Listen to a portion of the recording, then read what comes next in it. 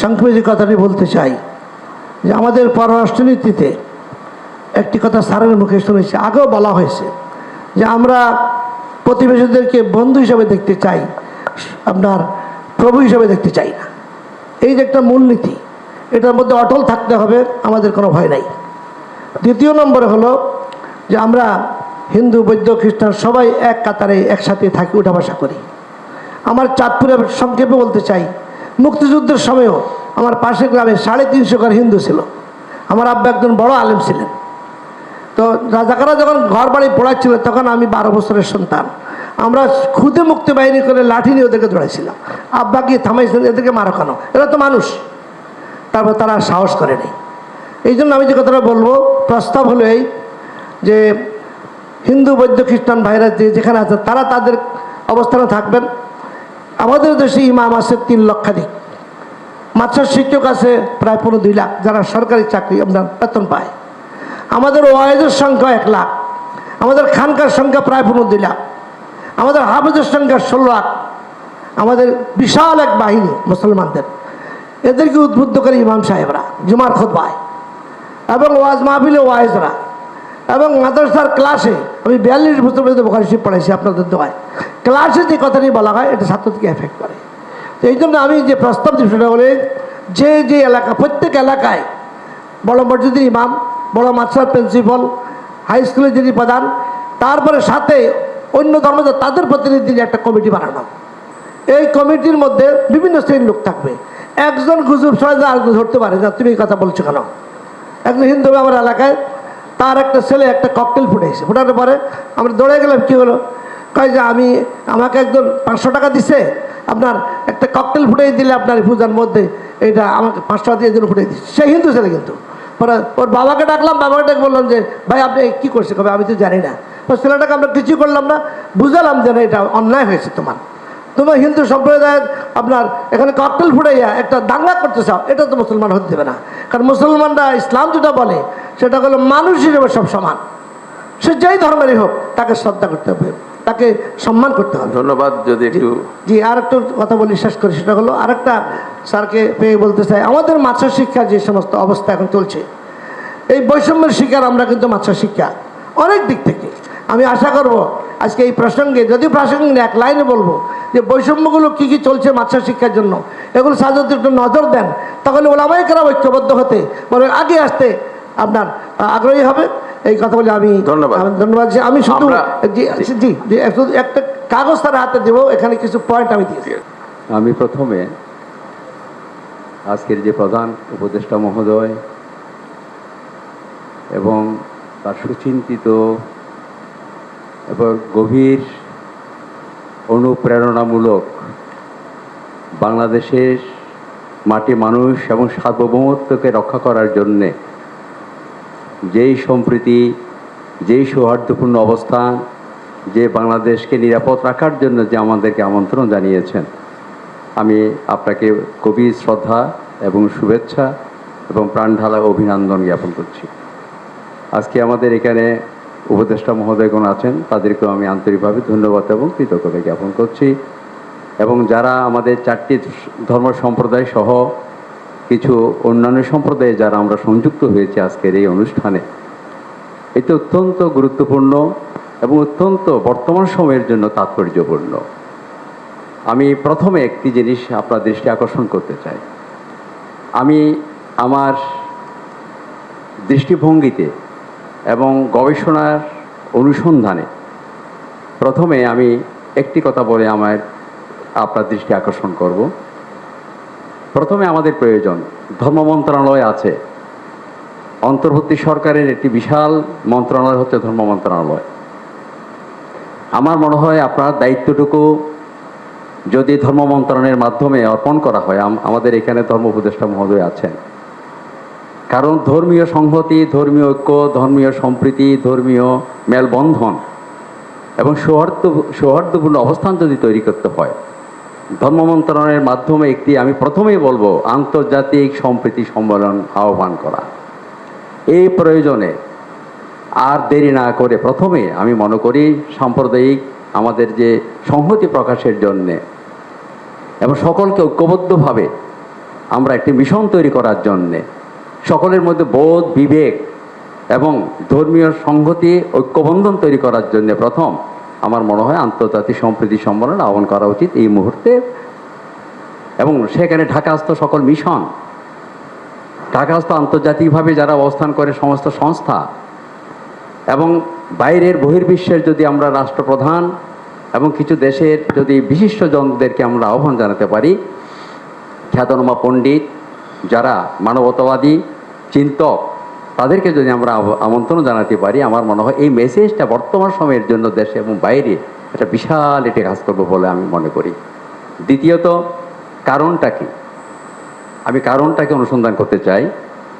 এই দেশ আমার, এই মাটি আমার, এই মাটিকে রক্ষা করা, এই পবিত্র এই দেশকে রক্ষা করা কিন্তু আমার নাগরিক হিসাবে আমার দায়িত্ব আছে।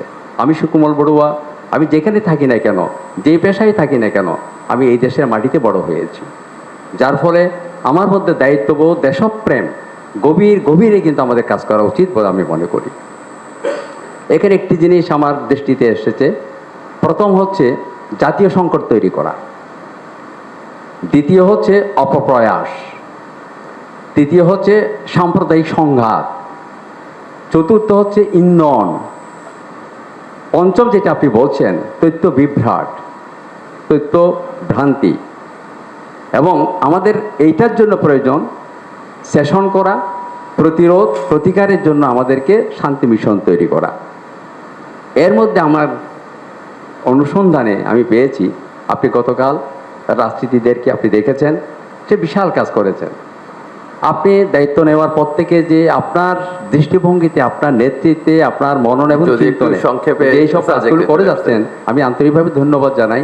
এই সময়ের মধ্যে আপনার নানাবিধ যে আপনি দেশকে শান্তি রাখার জন্য এবং বিশ্বের মানচিত্রে যাতে আমাদের দেশ উচ্চতায় চলে যায়, সেই জন্য আপনি কিছু কাজ করে যাচ্ছেন। প্রথম, রাজনীতিতে আপনি রাজনীতিবিদদের ডেকেছেন, আজকে ধর্মীয় গুরুদেরকে আপনি আহ্বান করেছেন। হয়তো পেশাদারিত্ব যারা আছে, আমার মনে হয় দেশের বিভিন্ন স্থানে যারা আছে, তাদেরকে আপনি ডাকবেন এবং যুবকদেরকে আপনি ডাকবেন, যুবকের যারা নেতৃত্বতে তাদেরকে আপনি ডাকবেন এবং বিশ্ববিদ্যালয়ের সহ বিভিন্ন কলেজে যারা আছেন, যারা নেতৃত্বদের শিক্ষার্থীদের আপনি ডাকবেন এবং পরবর্তীতে আপনি জাতীয় শান্তি মিশন তৈরি করবেন। সর্বশেষ হচ্ছে আমি যেটা মনে করি, আমাদের বৌদ্ধ বিহার 3000 মতো বৌদ্ধ বিহার আছে, আমাদের বৌদ্ধ ভিক্ষু এখানে এসেছেন, আমাদের আন্তর্জাতিক বৌদ্ধ বিহার এবং ধর্মরাজি বৌদ্ধ বিহার, সাহিত্যমণি বৌদ্ধ বিহার, ঢাকাতে অনেক বৌদ্ধ বিহার আছে, গ্রামেগঞ্জে অনেক বিহার আছে। সম্প্রতি আমরা বাংলাদেশের বিভিন্ন জনপদে কঠিন জীবদান হয়েছে, আপনি জানেন, আপনি চট্টগ্রামের, এবং আমাদের সেখানে শারদীয় পুজো অত্যন্ত ভাবগাম্ভীর্যে এবং আমার মনে হয় এবারের মতো কোনো শান্তি মাধ্যমে এই শারদীয় পূজা কিন্তু কোনো সংখ্যাহীনভাবে নির্বিঘ্নে আমরা সেটা উদযাপন করতে পেরেছি। সকলে কিন্তু অংশগ্রহণ করেছি, জাতি ধর্ম বর্ণ নির্বিশেষে বাংলাদেশের সমস্ত জায়গার মধ্যে সেটা খুবই আনন্দ উৎসবের মাধ্যমে হয়েছে। ধন্যবাদ। এর মধ্যে প্রবরণ উৎসব হয়েছে আমাদের বৌদ্ধদের ফানুস উড্ডয়ন, আপনি জানেন, যেহেতু আপনি চট্টগ্রামের, শুভ কঠিন জীবদান হয়েছে। আমরা সেখানে গিয়েছি, বিভিন্ন জনপথে বৌদ্ধ বিহারে আমি গিয়েছিলাম, সেখানে শান্তির মিশন নিয়ে পাহাড়ি বাঙালিকে এক করার জন্য, সকলকে এক করার জন্য আমরা চেয়েছি। আমরা চাচ্ছি যে দেশ শান্তির দেশ, সম্প্রীতির দেশ, আবহমান কালের থেকে সেটা 1000 বছর সংস্কৃতিকে ধরে রাখতে চাই আমরা। এই জন্য আমি অনেক জায়গায় গিয়েছি, কক্সবাজার, রামু এবং শেষ করে আমি যেটা বলতে চাই, মাননীয় উপদেষ্টা মহোদয়, যেহেতু আপনি আমাকে দিকে ডাকছেন, আমি চাই এখানে বাংলাদেশের যে বৌদ্ধ পুণ্য আমাদের যেগুলো আছে, চীন, জাপান, থাইল্যান্ড, এখানে বিভিন্ন দেশের মানুষদেরকে যদি আমি, আমার মনে হয় ঢাকাস্থ যারা আছে, বিভিন্ন বিষয়গুলোকে ডেকে যদি একটি শান্তি সম্প্রীতি করেন। বিশেষ করে আমি আজকে আবারও বলবো, এই যে সম্প্রীতি, আন্তর্জাতিক সম্প্রীতি সম্মেলন, সাম্প্রদায়িক এবং আন্তর্জাতিক সম্প্রীতি সম্মেলন যদি আপনি অচিরে যদি সেটা করেন, আমার মনে হয় এখানে সকলেই অংশগ্রহণ করে একটি বার্তা দেন, ডেকে বোধ হয় এইভাবে করে সময় নষ্ট না করে আন্তর্জাতিক মানের এটা যাতে বিশ্বের মধ্যে চলে যায়, আমরা শান্তি চাই। এবং আমরা কখনো, আমি আবারও সবিনয়ে বলছি, আমরা দেশপ্রেমী, এই দেশে থাকবো, এই দেশ থেকে কখনো কোথাও যাব না। এই দেশের জন্য যা কিছু করণীয় কর্তব্য, আমি শিক্ষক হিসাবে, ঢাকা বিশ্ববিদ্যালয়ের শিক্ষক হিসাবে এবং আমাদের বাংলাদেশ বুদ্ধিস্ট ফেডারেশনের আমি চিফ অ্যাডভাইজার এই হিসাবে আন্তর্জাতিক বৌদ্ধ বিহারের পক্ষ থেকে, এবং আমি সম্প্রতি ট্রাস্টি গঠন হয়েছে, আমাদের ধর্ম উপদেষ্টা মহোদয় আছেন, আমাকে চেয়ারম্যান করা হয়েছে ফরেন অ্যাফেয়ার্সের, আমি তাকে ধন্যবাদ জানাচ্ছি। আমি এর পক্ষ থেকে আপনাকে আমি গভীর শ্রদ্ধা জানিয়ে আজকের মিশনটি সার্থক হবে, ধন্যবাদ। আপনার বিজয় হবে, আপনি চিন্তা করবেন না, আপনার সঙ্গে আমরা আছি। সকলকে ধন্যবাদ। ধন্যবাদ। জাতীয় চার্চ পরিষদের সাধারণ সম্পাদকের দায়িত্ব পালন করছি। জাতীয় চার্চ পরিষদ হচ্ছে ওয়ার্ল্ড কাউন্সিল অফ চার্চেস এর কাউন্টারপার্ট। সারা বিশ্বের 195টা দেশে ন্যাশনাল কাউন্সিল অফ চার্চেস বা জাতীয় চার্চ পরিষদ রয়েছে। স্যার, আমরা অনুপ্রাণিত হয়েছি, আমরা উদ্বেলিত হয়েছি, আমরা আসলে সাংঘাতিকভাবে আমরা যেন নতুনভাবে বাঁচার আরেকটি যেন অনুপ্রেরণা খুঁজে পেয়েছি আপনার মধ্যে দিয়ে, এবং বিশেষ করে জুলাই আগস্টের মধ্যে দিয়ে। বাংলাদেশে খ্রিস্টান সম্প্রদায় 500 বছরের বেশি, বিশেষ করে এই অঞ্চলে 250 বছরের বেশি আমরা আছি, এবং খ্রিস্টানরা অত্যাচার করেছে, সহিংসতা করেছে এমন কোনো উদাহরণ নেই। খ্রিস্টানরা বরাবরই শান্তিপ্রিয়, শান্তির জন্যে, দেশ গঠনের জন্য কাজ করে আছে।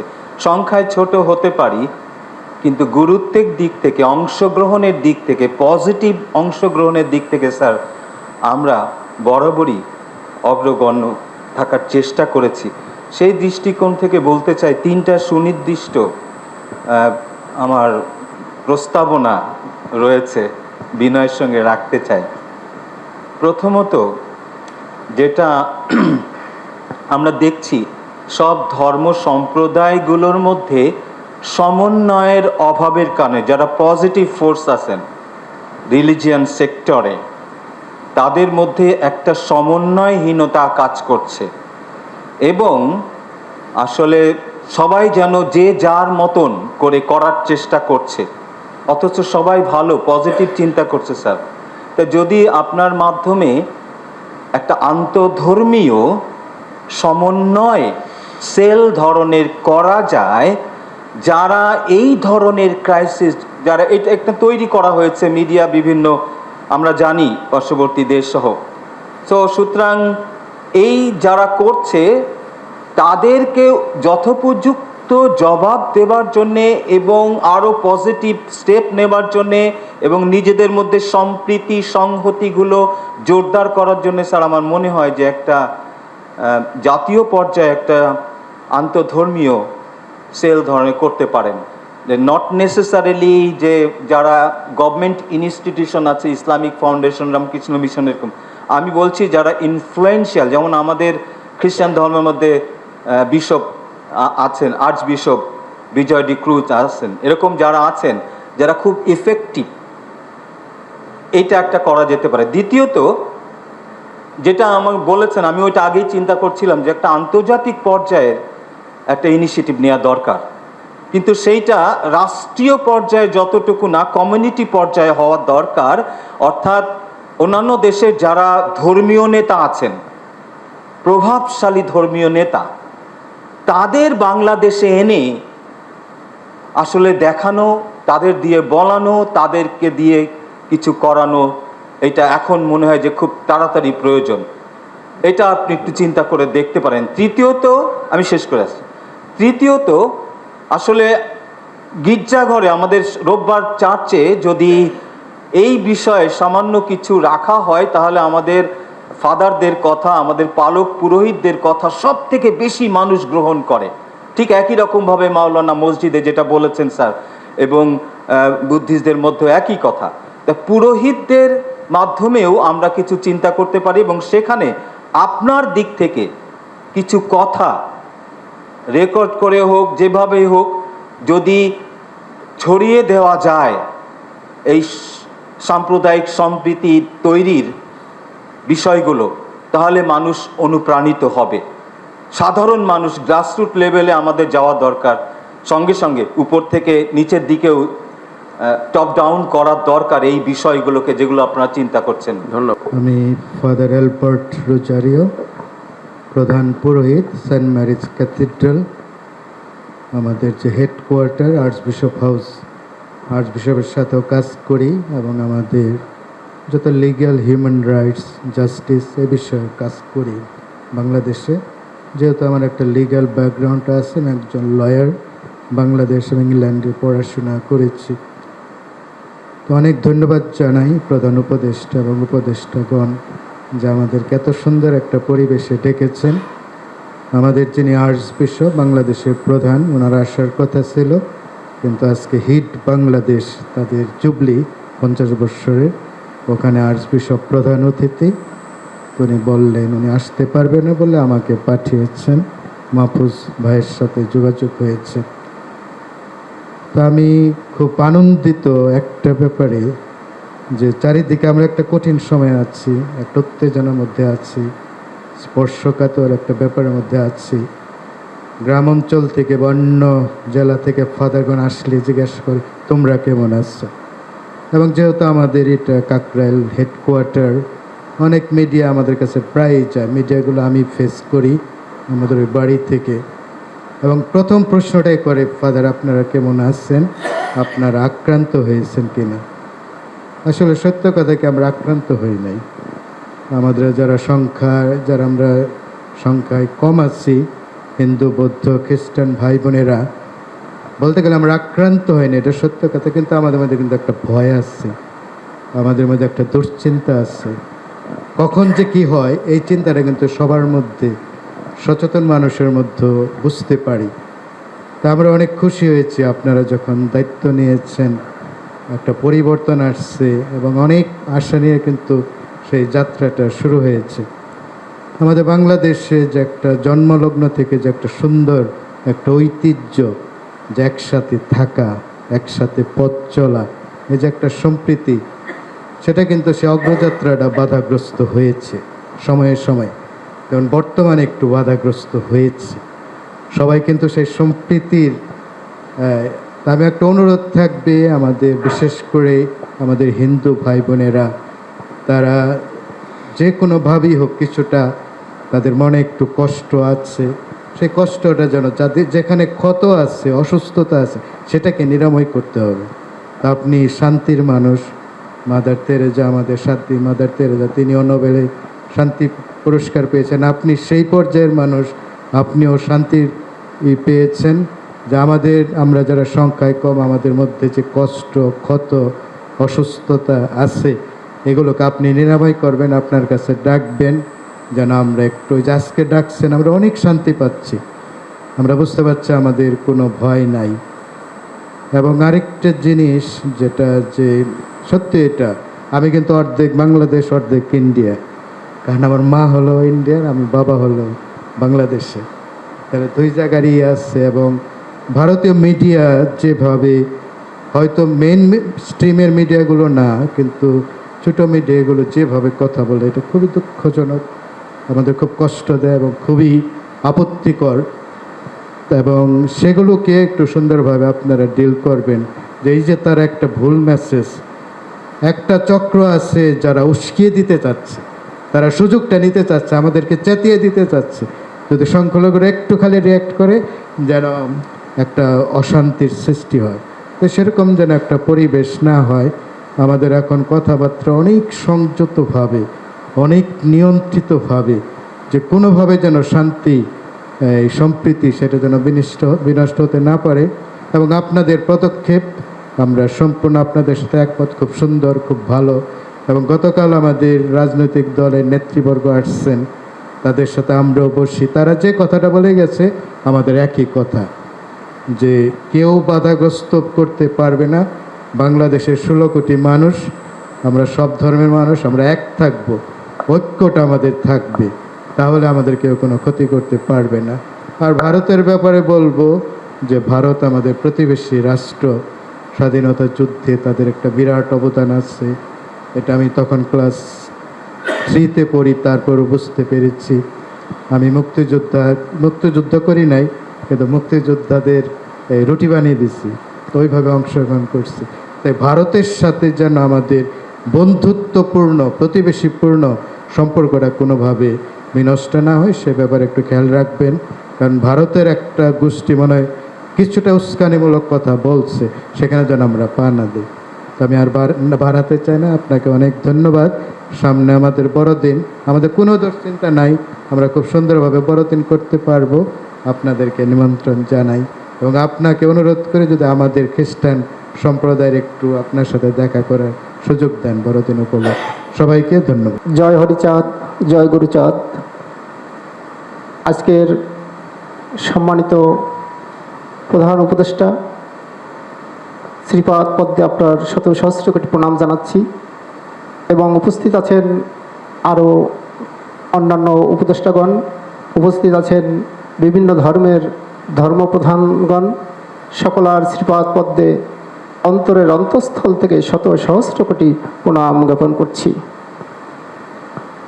সত্যি একটু দয়া করে আপনার পরিচয়টা দিয়ে নেবেন। আমি অবিনাশ মিত্র, রমনা শ্রী শ্রী হরিচাঁদ মন্দিরের সহধর্ম বিষয়ক সম্পাদক। আমি একজন শিক্ষক। আসলে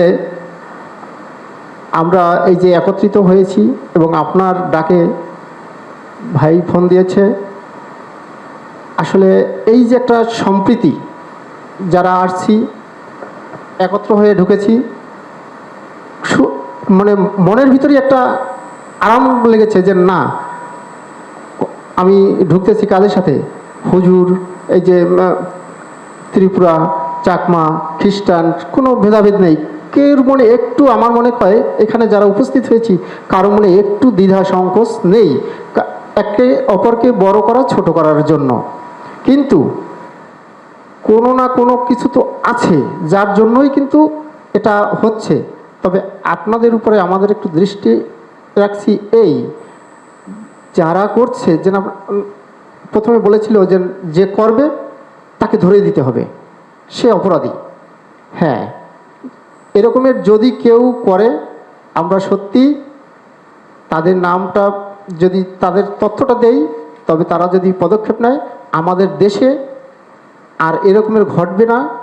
এবং আমরা এই দেশের মানুষ, সম্প্রীতির দেশের মানুষ, আমাদের সোনার বাংলায় সকলার মধ্যে একটা ছোট্ট একটি মন আছে যেটা স্বর্ণের মতো দাম, হীরার মতো দাম। সেই সুন্দর জিনিসটাকে ছিনিয়ে নেবার জন্য আমাদেরকে উস্কে দিয়ে, আমাদেরকে মাছের আদারি তৈরি করে মাছ শিকার করবে ঘোলা পানিতে, এটা আমরা করতে দেব না। সকল উপদেষ্টাগণ, আপনারা যে সিদ্ধান্ত নেবেন, আমরা আপনাদের সাথে আছি, আমরা আপনাদের সাথে থাকবো। সম্প্রীতির বাংলাদেশ গড়ার লক্ষ্যে যা কিছু করা দরকার আমরা সেটা করব। আমরা এই দেশের মানুষ, এই দেশে থাকবো, সকলের সাথে মিলেমিশে থাকতে চাই। যদি আপনারা আমাদের সেই পরিবেশটা তৈরি করেন, তবেই আমরা আপনাদের কাছে চিরকৃতজ্ঞ থাকব। আর আমি বলছি, মতুয়া সম্প্রদায়ের 50 লক্ষ মতুয়া সম্প্রদায়ের একটা রমনায় মন্দির, আপনারা সবাই সেখানে যান এবং যাবেন, এবং সেই একটা হরিচাঁদ ঠাকুরের একটি মন্দির যেন সেই আকর্ষণীয় মন্দির হয়, 50 লক্ষ মতুয়ার যেন একটা মন্দির হয়, সেই মন্দিরটি যদি একটু করে দেন, তবে আমরা আপনার কাছে আরও চিরকৃতজ্ঞ থাকবো। যেন 50 লক্ষ মতুয়াগণ শুধু বলবে এই জন্মলগ্ন থেকে আজ পর্যন্ত একটি মন্দির হয়নি, আর সেই মন্দিরটি নতুন বাংলাদেশ, নতুন প্রজন্মরা দেশ ছিনিয়ে এনে একটি মন্দির করে দিয়েছে, সেটি হলো রমনার মন্দিরে হরিচাঁদ মন্দির। এই প্রত্যাশা রেখেই আমি আপনার বক্তব্য শেষ করছি। সকলার শ্রীপাদ পদ্মে প্রণাম রেখে আমি আমার কথা শেষ করছি। জয় হরিচাঁদ, জয় গুরুচাঁদ। ধন্যবাদ। আমি প্রথমেই মহামান্য প্রধান উপদেষ্টা এবং অন্যান্য উপদেষ্টাগণ আর এখানে উপস্থিত রয়েছেন গণ্যমান্য বিভিন্ন সম্বোধন করার দরকার নাই, কারণ আমাদের সময়টা তো। সবার প্রতি আমার আন্তরিক প্রণাম, শ্রদ্ধা এবং শুভেচ্ছা। আমি sister Reba Veronica D'Costa, Saint Francis Xavier school and কলেজের লক্ষ্মীবাজার স্টুডেন্ট কাউন্সিলর। আমি শুধু আজকে এটাই বলতে চাই, এই যে আমরা একটা উদ্যোগ নিয়েছি সম্প্রীতি আমাদের দেশে, এবং এই সম্প্রীতিটা প্রধান 4টা ধর্মাবলম্বী লিডারদের নিয়ে, এবং আমি বেশ কয়েক বছর ধরেই বিভিন্ন এই ধরনের সমাবেশে যোগদান করি। তবে আমার একটা কনসার্ন বা উদ্বেগ, যেটা আমি গভীরে অনুভব করি, সেটা হলো কি প্রক্রিয়ায় আমরা চলছি। সমাধানের দিকে আমি বেশি লক্ষ্য করব না, প্রক্রিয়ার দিকে আমি বেশি লক্ষ্য করি। আমরা যদি বলি যে হ্যাঁ আমরা নিরাপদে বড়দিন করব, পুজো করব, আমাদেরকে রক্ষা করা হবে, না, আমি সেটা বিশ্বাসী না। কারণ আমরা প্রথমে শুনেছি আমরা বাংলাদেশি, আমাদের প্রত্যেকের সমান অধিকার আছে। সেই দিনই হবে সোনার বাংলাদেশ, যেই দিন আমরা কোনো রক্ষী বাহিনী ছাড়া, কোনো গার্ড ছাড়া নিরাপদে আমাদের উৎসব আচার অনুষ্ঠান করতে পারবো। আমি সেই দিনের একটা সোনার বাংলা দেখতে চাই। তারপরে আমি বলতে চাই যে আমাদের যুব সমাজ যারা একটা নতুন বাংলার চিন্তা করছে তাদের রক্ত দিয়ে, এবং সেখানে রয়েছেন আমাদের প্রবীণদের প্রজ্ঞা নিয়ে, এই যে নতুন এবং প্রবীণের যে একটা সমন্বয়, এটা কিন্তু অনেক সুন্দর। তবে আমাদের লক্ষ্য রাখতে হয় যে আমাদের দেশে এটাকে কি বলবো, একটা মব স্পিরিট বা একটা হুজুকে কিছু হয়ে যায়, যেটা আমাদেরকে ধ্বংসাত্মক দিকে নিয়ে যায়। সেই দিকটার জন্য আমরা কি করব? যুব সমাজকে তো আমাদের লক্ষ্য রাখতে হবে। তারাই পারে গড়তে, তারাই পারে ধ্বংস করতে। যেন আমাদের ধ্বংসাত্মকমূলক না হয়, গঠনমূলক হয়, সেটাই আমি চাই। কারণ কিছুদিন আগেও আমি লক্ষ্মীবাজারে 4 ধর্মের নেতাদের নিয়ে 15টা স্কুল কলেজের প্রফেসর, প্রিন্সিপাল, তাদেরকে নিয়ে একটা আন্তঃধর্মীয় সংলাপ করেছি, খুবই সুন্দর। আমি চিন্তা করছি এখন আমরা যুবক যুবতীদের নিয়ে, স্কুলের স্টুডেন্টদের নিয়ে করব, কিন্তু সেটা কতটুকু সাফল্য হবে? আপনারা এখন যারা লিডারশিপ দিচ্ছেন বাংলাদেশে, আপনাদের সহযোগিতার হাত একান্ত কাম্য। কারণ আমি মনে করি যুবক সমাজ যদি ডিরেল হয়ে যায়, রেল লাইন থেকে বিচ্যুত হয়ে যায়, আমরা কোনো দিনও একটা সোনার বাংলা করতে পারবো না। কারণ সে 71, আমি মাত্র ক্লাস 8-এ, আমার বাড়ি ছিল মুক্তিযোদ্ধাদের ক্যাম্প, আমার বাবা ছিলেন অর্গানাইজার। গভীর রাতে মা রান্না করে তাদের খাওয়াতেন, আমি সার্ভ করতাম। আমরা গভীরভাবে হিন্দু, মুসলিম, খ্রিস্টান, যেহেতু আমাদের ভাওয়ালে বুদ্ধিস্ট নেই, আমরা এক ছিলাম। প্রত্যেক দিন আমরা দেখেছি দৌড়ে আমাদের হিন্দু দাদারা, মুসলিম চাচা কাকা যেই ডাকি, সবাই একসাথে বসে আমরা চা খাই, গল্প করি, উৎসব করি, বড়দিন, ঈদ, সব কিছু, পুজো, সব কিছু একসাথে করি। আমরা তো সেরকম একটি দেশ চাই। আমি বিশ্বাস করি যে আপনি শ্রদ্ধেয় প্রধান উপদেষ্টা, আপনি অনেক জ্ঞানী মানুষ, শান্তির দূত, এবং আমি বিশ্বাস করব বাংলাদেশের প্রত্যেকটি ধর্মগুরু যেন বুঝতে পারে ধর্ম যার যার, উৎসব সবার, বা স্বাধীনতা রয়েছে ধর্মকে চর্চা করার, সম্মান করার। কারণ কেউ আমরা সৃষ্টিকর্তাকে চোখে দেখিনি, কিন্তু তাকে বিশ্বাস করি, তাকে দেখি পরস্পরের মধ্যে। এই দেখাটা যেন সেই পবিত্র দেখার মধ্যে হয়, সুন্দর দেখার মধ্যে হয়, এবং বাংলাদেশ যেন সত্যি সত্যি বিশ্বের দুয়ারে একটি সার্বভৌম সুন্দর একটি দেশ হয়, যেখানে আমরা শ্রদ্ধা পাবো, পরস্পরকে শ্রদ্ধা দিব, বিশ্ব জগৎ থেকে আমরা শ্রদ্ধা পাবো। এটা আমি কামনা করি। ধন্যবাদ। ধন্যবাদ। আমি মোহাম্মদ উসমান গনি সালেহি, প্রধান ফকিহ দারুন নাজাত সিদ্দিকিয়া কামিল মাদ্রাসা, ডেমরা, ঢাকা, প্রধান মুবাল্লিগ সারসিনা দরবার শরীফ। প্রথমেই ধন্যবাদ জ্ঞাপন করছি স্যার আমাদেরকে এমন একটি গুরুত্বপূর্ণ প্রোগ্রামে আমাদেরকে সমবেত করবার জন্য। আমরা যেই সম্প্রীতি, সদ্ভাব, যে বিষয়টি নিয়ে আমরা কথা বলছি, জুলাই পরবর্তী গণ অভ্যুত্থানের এই সুন্দর বাংলাদেশ দেখবার পরে সত্যি আমি অ্যাবসুলেটলি একেবারে হৃদয় থেকে, হৃদয় গহীন থেকে এই কথাটি অবশ্য আমি বলতে বাধ্য যে সদ্ভাব ও সম্প্রীতির রোল মডেল ছিলেন প্যারা নবী রসুল করিম সাল্লাল্লাহু আলাইহি ওয়াসাল্লাম।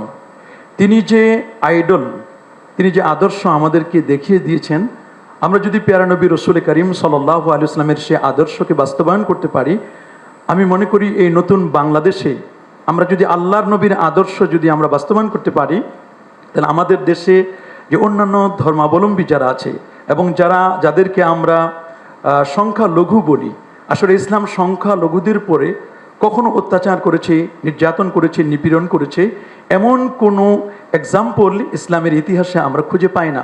বরং রাসূলুল্লাহ সাল্লাল্লাহু আলাইহি ওয়াসাল্লামের কাছে সংখ্যালঘু যারা এসেছিলেন তাদেরকে নবীজি তাদের সেফটি অ্যান্ড সিকিউরিটির নিরাপত্তা দিয়েছিলেন, কিন্তু পেয়ারা নবী রাসূল করিম সাল্লাল্লাহু আলাইহি ওয়াসাল্লাম। আমি একথাও বলবো যে আমাদের প্রিয় মাতৃভূমি বাংলাদেশে যারা সংখ্যালঘু আছেন, আমি মনে করি তারা মায়ের কোলে সন্তান যেভাবে সেফ আছেন, আমি মনে করি আমাদের প্রিয় মাতৃভূমি বাংলাদেশে তারা এরকম নিরাপদ আছেন। যদিও কেউ বা কোনো গুজব ছড়াচ্ছেন, আমরা গুজবে কান দিব না। আমি মনে করি স্যার, আপনি যে নতুন বাংলাদেশের স্বপ্ন আমাদেরকে দেখাচ্ছেন, আমরা আপনাদের সাথে রয়েছি।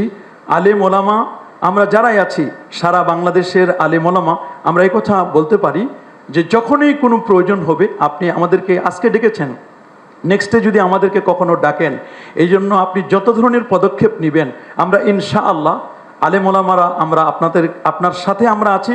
যখনই প্রয়োজন হবে আমরা ইনশাআল্লাহ আপনার ডাকে আমরা সাড়া দিব ইনশাআল্লাহ।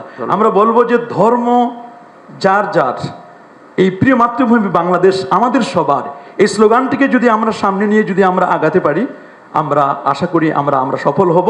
তবে এ ব্যাপারে আমার কয়েকটি প্রস্তাব হচ্ছে, আমরা জাতীয় মসজিদ বাইতুল মুকাররমে কিভাবে সম্প্রীতি এবং সদ্ভাব, আন্তঃধর্মীয় যারা আমাদের ধর্মগুরু আছেন তাদের মধ্যে কিভাবে এটি সম্পৃক্ততা করা যায়, এই জন্য জাতীয় মসজিদ বাইতুল মুকাররমে সেখানে আলোচনা হতে পারে। এছাড়া সারা বাংলাদেশের খতিবদেরকে একটা ইনস্ট্রাকশন দেওয়া যেতে পারে যে তারা কিভাবে তাদের মসজিদগুলোতে আলোচনা করবে এবং মন্দির সহ অন্যান্য জায়গায়, এবং সারা বাংলাদেশের যতগুলো শহর রয়েছে, বিশেষ করে আমরা যদি বিভাগীয় শহরগুলোতে কোনো বড় বড় এরকম কোনো প্রোগ্রাম করা যায় কিনা, যারা ইনফ্লুয়েন্সিয়াল স্পিকার যারা রয়েছেন, বিশেষ করে এই স্পিকারদের মাধ্যমে কিভাবে সম্প্রীতি এবং সদ্ভাব রক্ষা করা যায় এই বিষয়গুলো। এছাড়াও আমরা আমাদের বাংলাদেশ টেলিভিশন সহ অন্যান্য চ্যানেলগুলোতে আপনার নেতৃত্বে বা এরকম কোনো আলেম ওলামা বা অন্য কোনো ধর্মগুরু যারা আছেন তাদের মাধ্যমে এমন কোনো বক্তব্য আমরা কোট করতে পারি কিনা, যাতে করে মানুষ এগুলো শুনে কমপক্ষে তারা আশ্বস্ত হবেন যে না, আসলে আমরা নিরাপদে আছি, আমরা নিরাপদে থাকবো। আপনি আমাদেরকে যখনই যে কোনো প্রয়োজনে আলেম ওলামাদেরকে ডাকবেন, ইনশাআল্লাহ আমরা আপনার সাথে আছি। আল্লাহ কবুল করুন, মঞ্জুর। সবাইকে শুভেচ্ছা, আমার সালাম নেবেন, প্রণাম জানবেন, জয়গুরু। আমি এখানে আসলে কেন আমন্ত্রিত হয়েছি ঠিক জানি না। আমি আমাদের মাননীয় উপদেষ্টারা তারা আমাকে ডেকেছেন, ওদের সম্ভবত এই কারণে যে আমি দীর্ঘকাল লড়ছি বিশেষত আমাদের সকল নাগরিকের মানবিক এবং নাগরিক অধিকারের জন্য। সেদিক থেকে আমার চোখে রাষ্ট্রের দিক থেকে আসলে এই ধর্ম বা ধর্মীয় পরিচয় কিংবা অন্য কোনো পরিচয় অনেক গুরুত্বপূর্ণ পরিচয় হচ্ছে নাগরিক অধিকারটা নিশ্চিত করা, এবং জুলাই গণঅভ্যুত্থানটা হয়েছে নাগরিক অধিকার নিশ্চিত করার জন্য। তো সেই দিক থেকে আমরা দেখেছি যে জুলাই গণঅভ্যুত্থানের পরে বিভিন্ন ক্ষেত্রে নাগরিক অধিকার ক্ষুণ্ণ হয়েছে। এটা আমরা একটা বড় ঘটনা, একটা অভূতপূর্ব বিপ্লবতে দিয়ে গেছি, এবং এটা একটা নানান কারণে আমাদের শিথিলতা আছে, আমাদের দুর্বলতা আছে, কিন্তু সেই সুযোগটা কিছু কিছু শক্তি আমাদের দেশের ভেতরে এবং দেশের বাইরে তা এটা গ্রহণ করতে চাইছে, এবং বর্তমান সরকারকে আনস্টেবল করবার তাদের একটা অত্যন্ত পরিষ্কার একটা আমরা দেখছি তাদের একটা পরিকল্পনা আছে। সেই থেকে আমার প্রথম যে কথাটা হবে, আমাদের সকলকে অনেক বেশি সতর্ক হতে হবে, এবং ইস্যুটা শুধুমাত্র যে এই আমাদের সম্প্রীতি, ধর্মীয় সম্প্রীতি ব্যাপারটা তা নয়, এটা নাগরিক এবং মানবিক অধিকারের প্রশ্ন, এটা বাংলাদেশকে নতুনভাবে গঠনতন্ত্র প্রণয়নের প্রশ্ন, এবং একই সঙ্গে এই বর্তমান অন্তর্বর্তীকালীন সরকার আমাদেরকে যে স্বপ্ন দেখাতে পারে তার সঙ্গে এটা যুক্ত। এবং এটার সঙ্গে আমি আর দুইটা কথা দিয়ে যোগ করবো, যেহেতু সময় অত্যন্ত কম, আসলে অনেক আলোচনা করার দরকার আছে। আমি এখানে কিন্তু সনাতন যে জোটটা হয়েছে, সম্মিলিত জোট, তাদের কাউকে এখানে আছেন কিনা আমি দেখছি না। কারণ বাংলাদেশের এখনকার সংকটে সবচেয়ে গুরুত্বপূর্ণ যারা আছেন তারা হলো সনাতন যে জোট, সম্মিলিত জোট তারা, এবং তাদেরই যে নেতা চিন্ময় কৃষ্ণদাস, তিনি ইতিমধ্যে সরকার তাকে গ্রেফতার করেছেন রাষ্ট্রদ্রোহিতার অভিযোগে। এখন রাষ্ট্রদ্রোহিতা একটা কিন্তু ব্রিটিশ আইন, এবং আমরা কিন্তু জুলাই গণঅভ্যুত্থানের পরে এই ধরনের আইন নাগরিকদের উপর প্রয়োগ হবে এটা কিন্তু আমরাও আশা করি না যারা জুলাই অভ্যুত্থানের সঙ্গে যুক্ত ছিলেন। ফলে এখানে আইনগত দেখতে হচ্ছে যে একজন ব্যক্তি এখানে আপনার তার বিরুদ্ধে অভিযোগ করেছে, যে অভিযোগে করা হোক না কেন, তিনি একজন একটা বিএনপির তিনি একজন সদস্য, এবং সেই সদস্য করেছে, পরবর্তীকালে বিএনপি আবার তাকে বরখাস্ত করেছে, তার দল থেকে বহিষ্কার করেছে, কিন্তু তার এই মামলাটা তোলা হয় নাই। ফলে দেখা যাচ্ছে এখানে একটা রাজনৈতিক দলেরও এখানে একটা উস্কানি রয়েছে পরিষ্কার, যেটা আমাদেরকে পরিষ্কার হতে হবে যে কেন এই মামলাটা করা হলো, এবং যদি তারা বহিষ্কারই করে থাকেন তাহলে সেই মামলা কেন তারা উঠে তারা করেন। ফলে আমাদের কাছে প্রশ্ন এসে গেছে, যারা আমরা জুলাই অভ্যুত্থানে ছিলাম এবং আমাদের উপদেশের মধ্যে অনেকে আছেন, তাদের জীবন ঝুঁকি নিয়ে আমরা এই কাজটা করেছি। ফলে যারা বাংলাদেশকে অস্থিতিশীল করছে, এটা কিন্তু বাংলাদেশের ভেতরে, আমি কলকাতার কি তাদের যে একটা অত্যন্ত নিম্ন শ্রেণীর আপনি কী বলে গণমাধ্যম কী প্রচার করছে, এটা ইরেলেভেন্ট আমাদের জন্য। আমরা জানি যে ভারতের যে তাদের যে সত্যিকারে যারা তারা সিদ্ধান্ত গ্রহণ করেন, তাদের ব্যাপারটা ভিন্ন রকম। ফলে আজকে এখানকার যে বিভিন্ন ধর্মের সঙ্গে সম্পর্কের প্রশ্নটা একই সঙ্গে একটা ভূরাজনৈতিক প্রশ্ন হয়ে উঠেছে, এবং এটা বাংলাদেশের জন্য অত্যন্ত বিপজ্জনক। এবং আমি অত্যন্ত ক্ষোভের সঙ্গে এটা বলবো যে আমাদের এই ব্যাপারটা হ্যান্ডেল করাটা, এটাকে এনগেজ করাটা, যারা আমাদের দুঃখ পেয়েছেন, কোনো কারণে মনে করছেন তাদের নাগরিক মানবিক অধিকার ক্ষুণ্ণ হয়েছে, তাদের সঙ্গে কথা বলবার জন্য আমরা রয়েছি নাগরিকরা, আমরা এই গণ অভ্যুত্থানের সঙ্গে যারা যুক্ত, আমরাই রয়েছি তাদের সঙ্গে কথা বলার জন্য। সেই ক্ষেত্রে যদি আইনের দ্বারা, ব্রিটিশ আইনের দ্বারা একজন নাগরিককে, তিনি একজন সন্ত, এর আগে এখানকার সনাতন ধর্মাবলম্বীদের বিভিন্ন রাজনৈতিক দল বিভিন্নভাবে ব্যবহার করেছে, এবং তারা সেই বিভিন্ন ব্যবহারের থেকে তারা বেরিয়ে এসে তারা আজকে এই ছাত্রদের এই আন্দোলনের সমর্থন দেবার জন্যে তারা নৈতিকভাবে যেমন তারা তৈরি, একই সঙ্গে এই সরকারকে তারা সমর্থন দেবার জন্য তৈরি। ফলে আমি আপনার কাছে বিনীতভাবে জানতে চাই, আমাদের মাননীয় প্রধান উপদেষ্টার কাছে, যে কি করে আজকে চিন্ময় দাশগুপ্তকে, চিন্ময় কৃষ্ণ দাসকে এখানে আপনার গ্রেফতার করা হলো, তার আইনি ভিত্তিটা কী ছিল, এবং একই সঙ্গে তার নৈতিক এবং অন্যান্য ভিত্তি, আন্তর্জাতিক মানবাধিকার, তাদের সমাবেশ করার অধিকার আছে, তাদের কথা বলার অধিকার আছে। এবং আমি নিজে ব্যক্তিগতভাবে চিন্ময়ের সঙ্গে কথা বলেছি, এবং আমার তাকে কোনোভাবে বাংলাদেশের রাষ্ট্রদ্রোহী বলে মনে হয়নি। তাদের কিছু অভিযোগ আছে, এবং এর আগে বিভিন্ন রকম রাজনৈতিক দলগুলো তাদেরকে ব্যবহার করেছে, অত্যন্ত খারাপভাবে ব্যবহার করেছে। এই মানুষটি সেই ব্যবহার থেকে বেরিয়ে এসে, যেহেতু সে একটা সন্ত, একজন সাধু, তিনি এসে চেষ্টা করছেন সকলের সঙ্গে মিশে এটা করতে। ফলে তার কোনো কোনো কথার মধ্যে আমাদের হতে পারে, আমরা দ্বিমত করতে পারি, অমত করতে পারি, তর্ক করতে পারি, কিন্তু অবশ্যই তিনি বাংলাদেশের রাষ্ট্রদ্রোহী, বাংলাদেশকে ধ্বংস করতে চায়, এরকম কোনো রকম তৎপরতার সঙ্গে যুক্ত আছে। এটা আমার কাছে কোনো প্রমাণ নেই, অন্তত আমার কাছে নেই। যদি আমাদের স্বরাষ্ট্র মন্ত্রীর কাছে থাকে, আমি আনন্দ চিত্তে এটা দেখব। তো আমি মনে করি যে এই যে একটা বড় বিপদের মধ্যে আমরা বাংলাদেশকে ফেলে দিয়েছি, এই বিপদটা আমরা উদ্ধার পাওয়াটা এখন অত্যন্ত গুরুত্বপূর্ণ। আজকে যে ভাবমূর্তি নষ্ট হয়েছে আমাদের, আমি অত্যন্ত দুঃখের সঙ্গে কথাটা বলছি। এতগুলো মানুষ মারা গেল, এতগুলো ছেলে পঙ্গু হয়ে রয়েছে, সেখানে আমরা এখানে বাংলাদেশকে একটা জঘন্য দেশ হিসেবে, যেখানে সংখ্যালঘুরা নিরাপদ নয়, এইভাবে আমরা আমাদেরকে আজকে সারা পৃথিবীতে আগে করা হচ্ছে। অথচ এই ধরনের লোকদেরকে, চিন্ময় যিনি যে সন্ত, তাকে নিয়ে আজকে সারা পৃথিবীকে বলতে পারতাম যে বাংলাদেশের সংখ্যালঘুরা আপনার মোটো আপনার অনিরাপদ নয়, তাদের উপর যে নির্যাতন হয়েছে, নিঃসন্দেহে সেই নির্যাতনের একটা অবশ্যই তার একটা বিহিত হবে। এখানে দেবত্ব সম্পত্তি দখল হয়েছে আওয়ামী লীগের আমলে। এখানে আমি জানি যে আরও যারা আছেন, বৌদ্ধ আছে, বিভিন্ন বৌদ্ধ মঠ আছে, বৌদ্ধ বিহারের কথা বলা আছে, এগুলো তো দখল হয়েছে এর আগের সরকারের আমলে। তবে এই সরকার তো উচিত ছিল এই যে বিষয়গুলো, যেগুলো তারা আন্তরিকভাবে হাজির করবার চেষ্টা করছেন, এটা মনোযোগ দিয়ে শোনা। তো আমি বিনীতভাবে অনুরোধ করবো। তাছাড়া আরেকটা কথা বলি, মাজার ভাঙ্গা হচ্ছে, মাজার ভাঙ্গা হচ্ছে। যারা মাজার ভাঙতে, আমি গত কদিন আগে মাজার ভাঙা হয়েছে, একটার পর একটা মাজার ভাঙা হয়েছে, যেটা একদম ইসরায়েলি নীতিতে। ইসরায়েলও কিন্তু যেটা করে দক্ষিণ আপনার ওয়েস্ট ব্যাংকে, যে এখানকার ইসলামের যে ইতিহাস, চারদিক ইতিহাসে পীর, মুর্শেদ, ওলি, আউলিয়ারা তারা যে ভূমিকা রেখেছেন, সে ঐতিহ্যকে মুছে ফেলা, ইতিহাসকে মুছে ফেলা, স্মৃতিকে মুছে ফেলা। শাহপুরানের মাজারকে ধ্বংস করা হয়েছে, এরপর একটা পর একটা মাজার ধ্বংস করা হচ্ছে। কিন্তু এই সরকারের দিক থেকে আমরা কিন্তু কোনো প্রকার সত্যিকারের শক্ত কোনো অবস্থান দেখি না।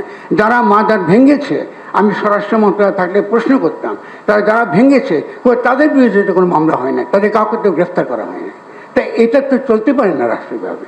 তো আজকে আমরা যে জায়গায় পৌঁছেছি, আমি এখানে যারা হাজির হয়েছেন, মূলত যারা স্টেক হোল্ডার, যারা মূলত দাবি তুলছেন যে তাদের যে সকল অধিকার রয়েছে, তারা নাগরিক অধিকার আছে, মানবিক অধিকার আছে, সমাবেশ করার অধিকার আছে, অনেক ক্ষেত্রে আমাদের সঙ্গে তাদের একমত নাও। ধন্যবাদ। কিন্তু আলোচনা করবার একটা পরিবেশটা তৈরি করার জন্য আমি শুধুমাত্র বিনীত অনুরোধ জানাবো যে চিন্ময় কৃষ্ণ দাসের বিরুদ্ধে সত্যিকারের কোনো অভিযোগ যদি না থাকে, প্রথম কাজ হচ্ছে তাকে মুক্তি দেওয়া, তাকে জামিন না দেওয়াটা ডিউ প্রসেস অফ দ্য লয়ের লঙ্ঘন। আমরা যারা আইনের পেটে বুঝি, এইগুলো আমাদেরকে যে রাষ্ট্রের তরফ থেকে যদি এগুলো আমরা আন্তরিকভাবে যদি এগুলোকে আমি হ্যান্ডেল করতে না পারি, আমি মনে করি আমরা অত্যন্ত বিপজ্জনক দিকে খুব দ্রুত দিয়ে চলেছি। আমি অত্যন্ত দুঃখিত, আমি অত্যন্ত আবেগের সঙ্গে কথা বলেছি, এবং যেহেতু আমরা লড়ছি, রাস্তায় রয়েছে, এই জন্য আমার মধ্যে আবেগটা থাকবে, এটা অত্যন্ত স্বাভাবিক। আমি সবাইকে আবারও ধন্যবাদ জানাচ্ছি আমার পক্ষ থেকে, আপনারা সকলে সালাম জানাই। সবাইকে অনেক ধন্যবাদ। আমি খুব দুঃখিত, আমার গলাটা ভালো নেই। আমি ডেঙ্গু রোগ থেকে মুক্ত হয়ে আজকে প্রথম বের হলাম, এই জন্য আমার গলাটা ভালো নেই। দয়া করে পরিচয়টা দিয়ে নেবেন। আমি ভিক্ষু সুনন্দ প্রিয়, সাধারণ সম্পাদক বাংলাদেশ বুদ্ধিস্ট ফেডারেশন এবং উপাধ্যক্ষ আন্তর্জাতিক বৌদ্ধ বিহার। আমার এটা মনে হয় দ্বিতীয়বার মাননীয় প্রধান উপদেষ্টার সাথে বৈঠকের সৌভাগ্য হলো উনি দায়িত্ব নেওয়ার পরে। আমি বৌদ্ধ সম্প্রদায়ের পক্ষ থেকে ওনার দীর্ঘায়ু কামনা করছি, সুস্বাস্থ্য কামনা করছি, উনি যাতে দেশের যে দায়িত্ব নিয়েছেন সফলভাবে সমাপ্ত করতে পারেন, এটাই আমার প্রথম। আর দ্বিতীয়ত কথা হচ্ছে, বিশেষ করে আমি রামুর সন্তান, আপনারা জানেন 2012 সালে এক রাতে আমার 23টা বৌদ্ধবিহার জ্বালিয়ে দেওয়া হয়েছিল, অনেক ঘরবাড়ি জ্বালিয়ে দেওয়া হয়েছিল, কিন্তু আমরা বৌদ্ধবিহারগুলো পেয়েছি কিন্তু বিচার পাইনি। অর্থাৎ প্রলেপ দেওয়া হয়েছে, তার ক্ষত কিন্তু শুকায়নি। আমরা এরকম কোনো কিছু কামনা করি না। ছোট ছোট ঘটনা বিভিন্ন জায়গায় ঘটছে, সংখ্যালঘুদের এটা অস্বীকার করার উপায় নেই। যেমন আমাদের পার্বত্য চট্টগ্রামে আমাদের মাননীয় প্রধান উপদেষ্টা দায়িত্ব নেওয়ার পরে খাগড়াছড়িতে এবং রাঙ্গামাটিতে দুবার ঘটনা ঘটেছে, অনেকের ঘরবাড়ি জ্বালিয়ে দেওয়া হয়েছে, দোকানপাট জ্বালিয়ে দেওয়া হয়েছে। এই যে ক্ষত তৈরি হয়েছে, এটা কিন্তু এখনো শুকায় নাই। তারা কঠিন চিবর দান বর্জন করেছে পার্বত্য বৌদ্ধরা। আমরা এত বলার পরেও তারা করতে পারে না, সাহস করেনি। আপনারা জানেন রাঙ্গামাটি রাজবন বিহারে 3-4 লক্ষ মানুষের সমাবেশ হয় কঠিন চিবর দানে। এবছর তারা উপাসক উপাসিকের কান্না করেছে মানে কঠিন চিবর দান থেকে। তো বিশেষ করে এই ধরনের যাতে কোনো ঘটনা না ঘটে, আমি আমাদের মাননীয় প্রধান উপদেষ্টার কাছে অনুরোধ করব।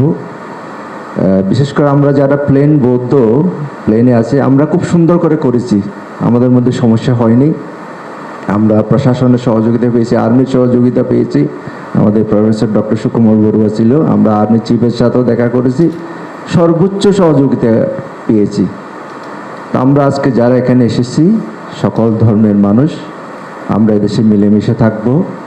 আমাদের যারা হুজুরের আছে আপনাদের প্রতি একটু বিনীত অনুরোধ, আপনারা যারা ওয়াজ করেন, বয়ান করেন, একটু শান্তি সম্প্রীতির কথাগুলো একটু বেশি করে বলবেন, কারণ শান্তি সম্প্রীতি ছাড়া কেউ সুখে থাকতে পারবেন না এদেশে।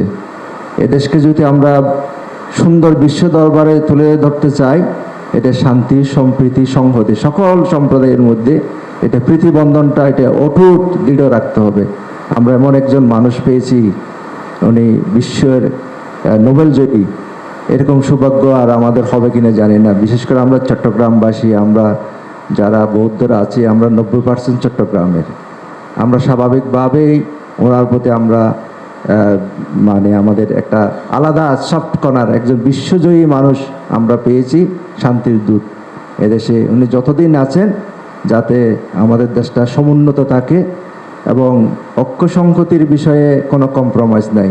সোজা কথা, আমরা এদেশে সন্তান, আমরা এদেশে জন্মগ্রহণ করেছি।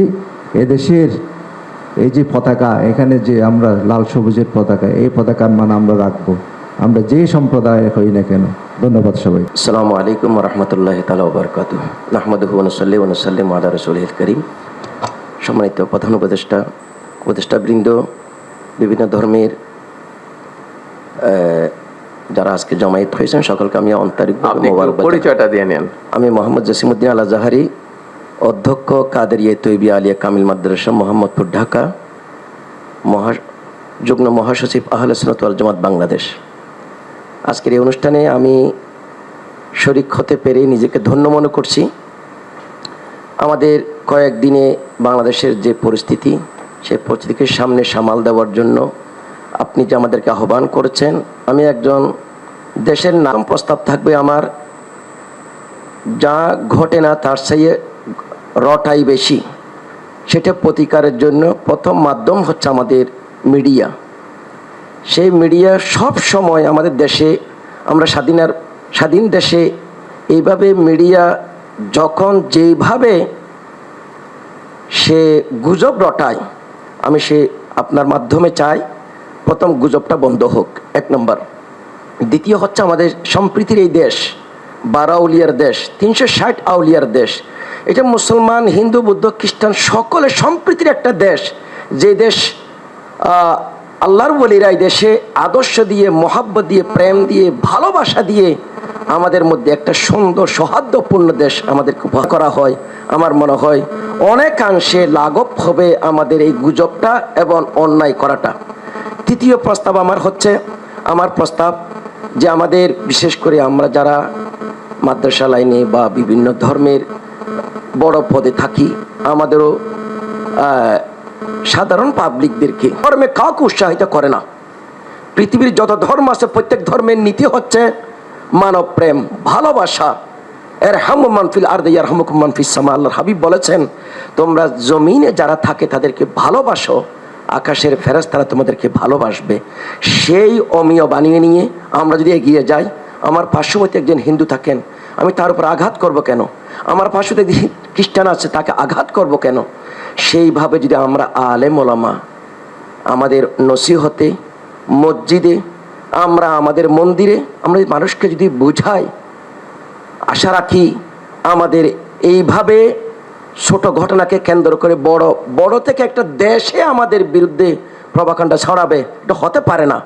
আমি আশ্বস্ত করছি আপনাকে, আমরা যারা আহলে সুন্নাত ওয়াল জামাত, আমরা আপনার ডাকে যে কোনো সময় সাড়া দেব। দেশ রক্ষার্থে, দেশের শান্তি এবং সম্প্রীতি রক্ষার্থে যা যা করণীয় আপনাদের মাধ্যমে যদি আমাদেরকে অনুরোধ বলেন, আমরা আপনার পাশে থাকবো। ধন্যবাদ। এই প্রত্যাশা রেখে শেষ করছি। আমার নাম ফিলিপ গাইন। আর ফিলিপ, খুব সংক্ষেপে, এই জন্য যে আমাদের এই 30 মিনিটের মধ্যে শেষ করতে হবে সভা, কারণ এরপরে আরেকটা প্রোগ্রাম আছে। খুব সংক্ষেপেই বলবো, সেটা হচ্ছে আমি কোনো আপনার ধর্মীয় নেতা নই বা কোনো রাজনৈতিক নেতা নই। আমি একজন মাঠকর্মী, গবেষণা কাজ করি, পার্ট টাইম শিক্ষকতাও করি, বিশ্ববিদ্যালয়ে কমিউনিকেশনসের শিক্ষকতা করি। তো আমি 2:30টার সময় ফোন পেয়েছি, এখানে 3:30টার মধ্যে উপস্থিত হয়েছি একটা বিষয় বলার জন্য, যে আমি মূলত পরিবেশ নিয়ে কাজ করি, গবেষণা করি এবং মানবাধিকার নিয়েও কাজ করি। সেখানে বিশেষ করে আমরা একটা সেন্টার করেছি গত 30 বছর ধরে কাজ করতে করতে প্রান্তিক মানুষদের নিয়ে। তো যখন আমন্ত্রণ পেলাম তখন ভাবলাম যে হয়তো 2-1টা কথা বলতে পারবো। আমরা 30 নভেম্বর একটা বড় ধরনের অনুষ্ঠান করেছি, সারাদিনব্যাপী কর্মশালা। সেখানে প্রফেসর রেহমান সোবহান উপস্থিত ছিলেন এবং উনি শুনলেন, ওনার সাথে বেশ কয়েকদিন ধরে আলাপ হচ্ছে। বলল যে ফিলিপ, তুমি এই যে যাদের নিয়ে কাজ করো, হরিজন, ঋষি, যারা শুকর চড়ায়, কায়পুত্র, বেদে, ক্ষুদ্র জাতিসত্তার মানুষ, এদের প্রতি যে বৈষম্য হচ্ছে, তুমি কি সেটা বলতে পারছো? তোমার কথা কি কেউ শুনছে? তাই বলে আমরা চেষ্টা করছি। আমরা যে সহিংসতা দেখি, সংঘর্ষ দেখি, একটা হচ্ছে প্রত্যক্ষ, এবং প্রত্যক্ষ সহিংসতার পেছনে তো পরোক্ষ অনেক সহিংসতা কাজ করে। এই যে ছাত্র সমাজ যে আন্দোলন করেছে, তারা প্রথমে কোটা বিরোধী আন্দোলন করেছেন, কিন্তু পরে দেখা গেল আসলে বিষয়টা তো বৈষম্যের বিষয়। তারা বৈষম্যের অবসান চান এবং ওনারা জয়ী হয়েছেন। যদি জয়ী না হতেন তাহলে এত যে এই বৈষম্যের বিরুদ্ধে গিয়ে যে আন্দোলন হয়েছে, তাতে যত রকমের সহিংস ঘটনা ঘটেছে, তাদের অবস্থা কি হতো? আপনি একবার ভেবে দেখুন যে শ্রীমঙ্গল পৌরসভায় এখনও একজন পরিচ্ছন্নতা কর্মীর মাসিক বেতন 1000 টাকা।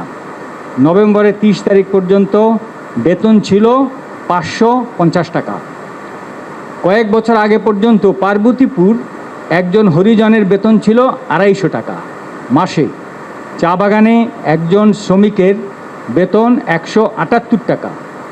এরা যে বৈষম্যের শিকার, এবং এরকম আরও অনেক রকমের পেশাগোষ্ঠী বাংলাদেশে আছে। তো আমরা এই সমস্ত বিষয় যখন উত্থাপন করলাম, উনি পরামর্শ দিলেন, ফিলিপ, তোমাকে আমরা দায়িত্ব দিলাম, তুমি প্রধান উপদেষ্টা প্রফেসর ইউনূসের সঙ্গে দেখা করবা এবং করে তাকে এই যে তোমার 50খানা বইপত্র গবেষণাপত্র আছে এগুলো তাকে দিবা এবং বুঝিয়ে বলবা যে এই যে সহিংসতা বৈষম্য এর জন্য যেন আমাদের দেশে একটা স্থায়ী কোনো কাঠামো থাকে। যেমন এখনই সংস্কার হচ্ছে, এই সংস্কারের মধ্যে এই বিষয়গুলো আসছে কিনা, যে এই যে একজন শ্রমিক 550 টাকা পাচ্ছে মাসে, একজন শ্রমিক 178 টাকা পাচ্ছে, এই সমস্ত বিষয়গুলো যাতে আসে এইটা তোমার দায়িত্ব, তুমি এইগুলো উপস্থাপন করবা। তার জন্য যদি একটা সংস্কার কমিশন হয় এদের জন্য, এই মানুষদের জন্য, আমাদের রাষ্ট্রজন রিসোর্স সেন্টার, সেখানে আমরা হিসেব করে দেখেছি যে আমরা 60 মিলিয়ন মানুষের জন্য কাজ করি, কিন্তু আমরা কোনো সার্ভিস না, আমরা বেসিক্যালি গবেষণা।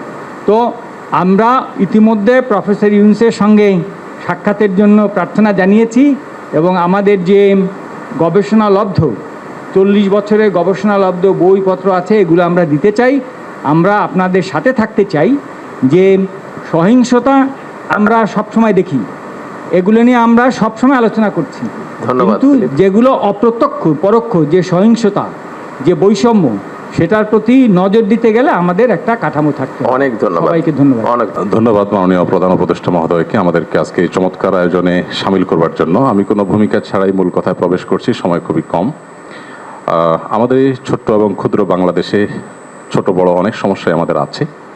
আমাদের এখানে গ্রাম থেকে শহরে ভাই ভাই যে কলহ হয়, কোন্দল হয়, সেটা পৃথিবীর অনেক দেশে কিন্তু হয় না। এই বাস্তবতাকে আমরা মনে হয় কেউই অস্বীকার করতে পারবো না। আমাদের এখানে যে রাজনৈতিক কোন্দল হয়ে আসছে 50 বছর ধরে, পৃথিবীর অনেক দেশেই কিন্তু সেটি হয় না।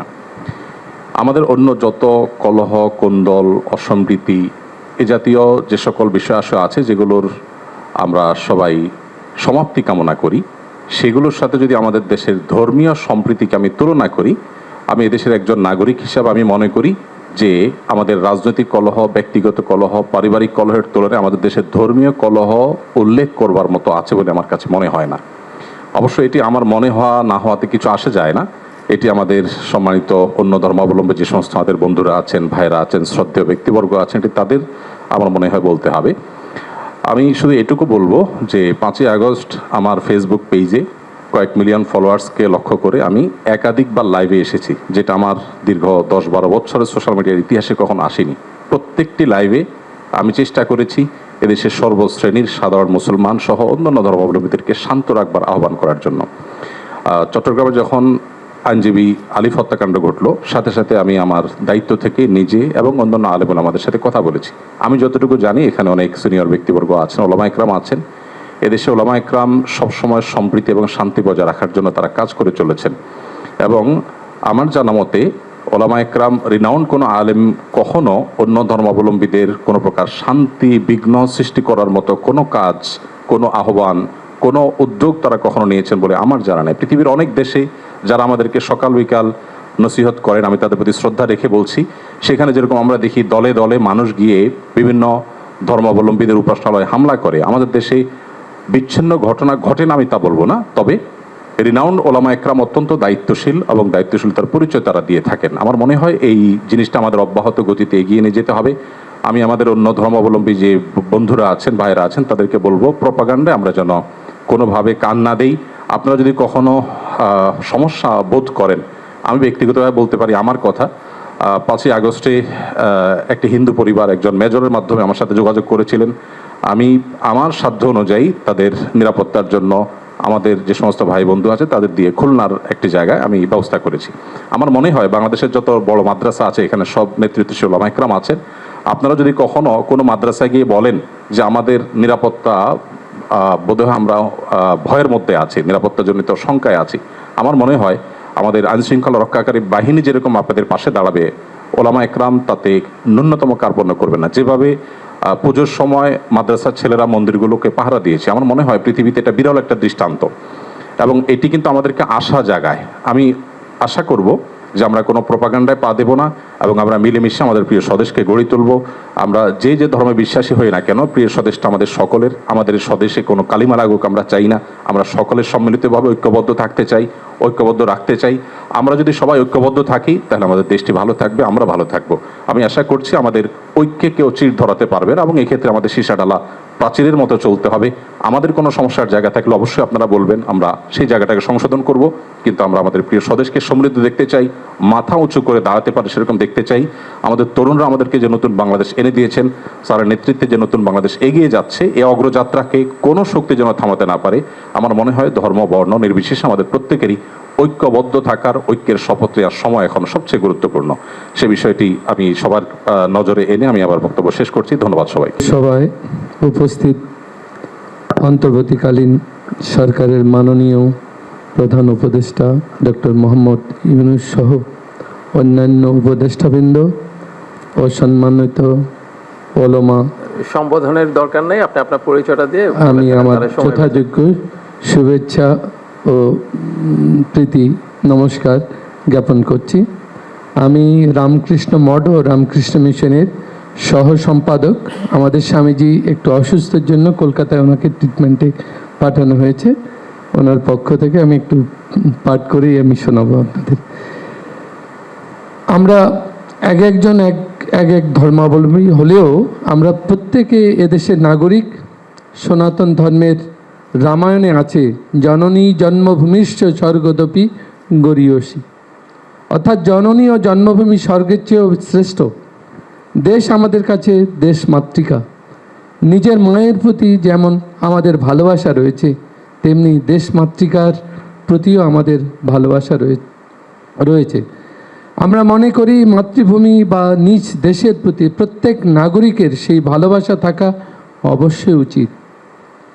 সে সাথে এ ভালোবাসাকে হৃদয়ে লালন করে মানবিক মূল্যবোধ ও সম্প্রীতির ভাব বজায় রেখে দেশ ও জাতির শান্তি ও উন্নয়নে যথাসাধ্য নিয়োজিত হওয়া প্রত্যেক নাগরিকের পবিত্র দায়িত্ব ও কর্তব্য বলে আমরা মনে করি। রামকৃষ্ণ মঠ ও রামকৃষ্ণ মিশন মানবিক মূল্যবোধ ও সম্প্রীতির আদর্শ শুধু লালনই করে না, কাজেও সে আদর্শ বাস্তবায়ন করার চেষ্টা করে।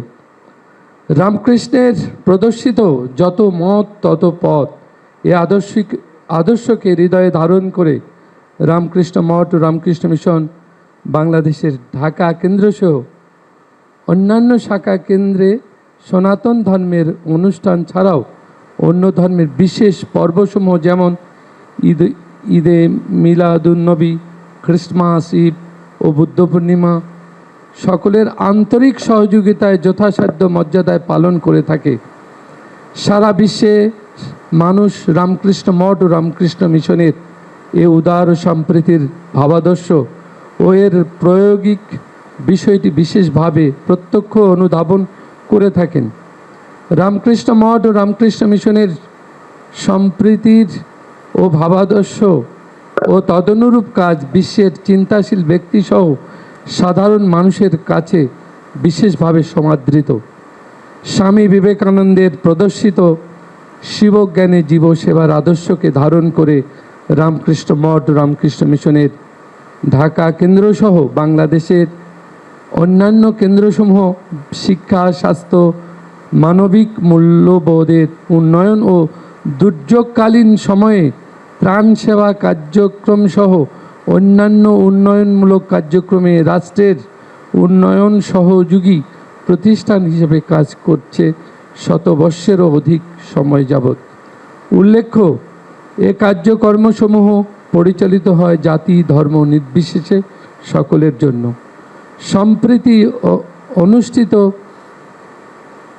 শ্রী শ্রী দুর্গাপূজায় দেশের অন্তর্বর্তীকালীন সরকার, সেনাবাহিনী সহ আইন শৃঙ্খলা রক্ষাকারী বাহিনীর সর্বাত্মক সহযোগিতা আমরা কৃতজ্ঞ চিত্তে স্মরণ করি। আমরা মনে করি মানুষের অন্তরের ভাবই তাকে তদনুরূপ কাজে প্রেরিত করে। আমরা যদি অন্তরে সম্প্রীতির ভাব লালন করি, আমাদের কাজেও তারই প্রতিফলন হবে। সম্প্রীতির ভাবকে সকলের মধ্যে ছড়িয়ে দেওয়ার জন্য স্বামী বিবেকানন্দ আমাদের এক যুব যুগোপযোগী আদর্শ দিয়ে গেছেন 1893 সালের চিকাগো ধর্ম সম্মেলনে। সেটি হচ্ছে বিবাদ নয় সহায়তা, বিনাশ নয় পরস্পরের ভাব গ্রহণ, মতবিরোধ নয় সমন্বয় ও শান্তি। আমরা যদি সহানুভূতির সাথে পরস্পরের সমস্যাসমূহ পর্যালোচনা ও বিবেচনা করি এবং সমন্বয় ও সহায়তার দৃষ্টিভঙ্গি দিয়ে সমস্যা সমাধানের চেষ্টা করি, তবে যে কোনো সংকট মোকাবেলা সহজতর হয়। এতে শান্তি বজায় থাকে। দেশের শান্তি, সম্প্রীতি ও উন্নয়নের লক্ষ্যে অন্তর্বর্তীকালীন সরকারের উদ্যোগে পারস্পরিক ভাব বিনিময়ের যে বিষয়টি আজকের এই আলোচনা অনুষ্ঠানের মাধ্যমে প্রকাশিত হয়েছে, সেই জন্য অন্তর্বর্তীকালীন সরকারের মাননীয় প্রধান উপদেষ্টা, অন্যান্য উপদেষ্টা সহ সংশ্লিষ্ট সকলকে আমাদের আন্তরিক ধন্যবাদ জ্ঞাপন করি। ধন্যবাদ। যুগ যুগ ধরে দেশের অসাম্প্রদায়িক যে ঐতিহ্যের ধারাবাহিকতা বজায় থাকুক, দেশের শান্তি ও উন্নয়ন ত্বরান্বিত হোক, এ আমাদের প্রত্যাশা। সকলকে নমস্কার, ধন্যবাদ। আসসালামু আলাইকুম। সংক্ষেপে 2 মিনিট 3 মিনিট, কারণ প্রায় শেষের দিকে চলে আসছে তো। আলহামদুলিল্লাহ ওয়াহদা ওয়াসসালাতু ওয়াসসালামু আলা মান লা নাবিয়্যা বা'দা। আমি আব্দুল্লাহ বিন আব্দুর রাজ্জাক। প্রায় 3 কোটি 3.5 কোটি যে জনগণ আছে তাদেরই একজন প্রতিনিধি বলতে পারেন।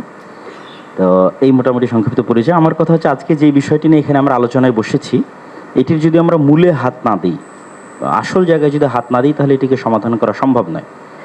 বাংলাদেশে যে সকল ধর্মের মধ্যে সম্প্রীতি বিরাজ করে, তার সবচেয়ে বড় উদাহরণ হচ্ছে সাইফুল ইসলাম আলিফ হত্যার পরও বাংলাদেশে কোথাও কোনো প্রকার দুর্ঘটনা সংঘটিত হয়নি, এবং সকল আলেমওলামা নিজ নিজ জায়গা থেকে, আমি আমার জায়গা থেকে, সকল জ্ঞানীগুণী আলেমওলামা নিজ জায়গা থেকে ফেসবুকে বক্তব্যে সবাইকে শান্ত থাকার আহ্বান করেছে। সুতরাং আমাদের দেশে সাম্প্রদায়িক সম্প্রীতি আছে, কথা শতভাগ সত্য। তারপরও আমাদেরকে বসতে হচ্ছে কেন? ওই জায়গায় আমাদের হাত দিতে হবে। আমরা আসলে ভূ রাজনৈতিক আন্তর্জাতিক রাজনীতির শিকারে পরিণত হয়েছি। এই জায়গায় যদি আমরা সমাধান করতে চাই, তাহলে আমাদেরকে লক্ষ্য রাখতে হবে বড়। লক্ষ্য বড় রাখলে স্যার আপনার জন্য এটি সমাধান করা সুবিধা হবে। সেই বড় লক্ষ্যটি হচ্ছে, প্রকৃত অর্থে আমাদের পার্শ্ববর্তী দেশে সংখ্যালঘুরা নির্যাতিত। পৃথিবীর ইতিহাসে কোথাও এখন পর্যন্ত কোনো ইবাদতখানা এভাবে ভাঙ্গা হয়নি যেভাবে আগামী 6 নভেম্বর শুক্রবারের দিন বাবরি মসজিদ আজ থেকে 50 বছর পূর্বে ভাঙ্গা হয়েছে। পুলিশ হেফাজতে যেভাবে মুসলিমদের হত্যা করা হয়েছে, মুসলিম এমপিকে, রানিং এমপিকে, এভাবে কোথাও হয়নি। এরকম আরও অসংখ্য ঘটনা আছে যেটা আমাদের পার্শ্ববর্তী দেশে প্রকৃত অর্থে সংখ্যালঘুরা নির্যাতিত। আমাদের দায়িত্ব মানুষ হিসেবে এবং তাদের পার্শ্ববর্তী দেশ হিসেবে, এবং 47-এ আমরা যে ওয়াদা দিয়ে এই দেশটাকে স্বাধীন করেছিলাম, সেই ওয়াদা রক্ষার্থে আমাদের দায়িত্ব হচ্ছে আমাদের পার্শ্ববর্তী দেশের সংখ্যালঘু নির্যাতনের প্রতিবাদে আমাদেরকে আওয়াজ ওঠানো। আমাদের দেশে কোনো সংখ্যালঘু নির্যাতন নাই, কিন্তু আমাদেরকে আওয়াজ উঠাতে হবে আমাদের পার্শ্ববর্তী দেশে যে সংখ্যালঘু নির্যাতন হচ্ছে সেটি নিয়ে। এই জন্য আমি আহ্বান জানাবো আমাদের মাননীয় প্রধান উপদেষ্টার প্রতি, যে তিনি যেন এই বিষয়টির প্রতি দৃষ্টি দেন, এবং সবাই আপনার সাথে আছে। গতকাল রাজনৈতিক দলগুলোকে দেখেছেন, আজকে ধর্মীয় নেতাদের দেখছেন, সকলেই আপনার সাথে আছে, এবং আপনার হাতকে মজবুত করার জন্য দেশে যে জাতিগত ঐক্য তৈরি হয়েছে, এটিকে আপনি সাহস হিসেবে ধরে নিয়ে আপনি আমাদের দেশের স্বাধীনতা এবং সার্বভৌমত্ব রক্ষার জন্য আন্তর্জাতিক জগতে ফাইট করেন। এবং আমাদের যে বন্ধু রাষ্ট্রগুলো আছে, সার্ককে শক্তিশালী করে, আমাদের বন্ধু রাষ্ট্রকে শক্তিশালী করে, যারা পাল্টা আমাদের উপর মিথ্যা অপবাদ দিয়ে আমাদেরকে ছোট করতে চাচ্ছে, তাদের সামনে আমাদের দেশের এই সাহস এবং সম্প্রীতিকে আপনি তুলে ধরুন। ধন্যবাদ। এতটুকু আমি আপনার কাছে দাবি জানাবো। Thank you. সর্বপ্রথম আল্লাহ রব্বুল আলমিনের শুকর আদায় করছি। আল্লাহ তাআলা আমাদেরকে এই গুরুত্বপূর্ণ একটা বিষয় নিয়ে ফিকির করতে বসার তৌফিক নসিব করেছেন। এরপর মাননীয় প্রধান উপদেষ্টা সহ বাকি সকলের শুকরিয়া আদায় করছি। আমি সংক্ষেপে যে কথাটা বলতে চাই, আমার নাম আব্দুল মালেক, বাইতুল মোকাররম জাতীয় মসজিদের খতিব এবং দেশের একটি প্রতিষ্ঠান মার্কাজুদ দাওয়া আল ইসলামিয়া ঢাকা, এই প্রতিষ্ঠানের শিক্ষা বিভাগীয় প্রধান।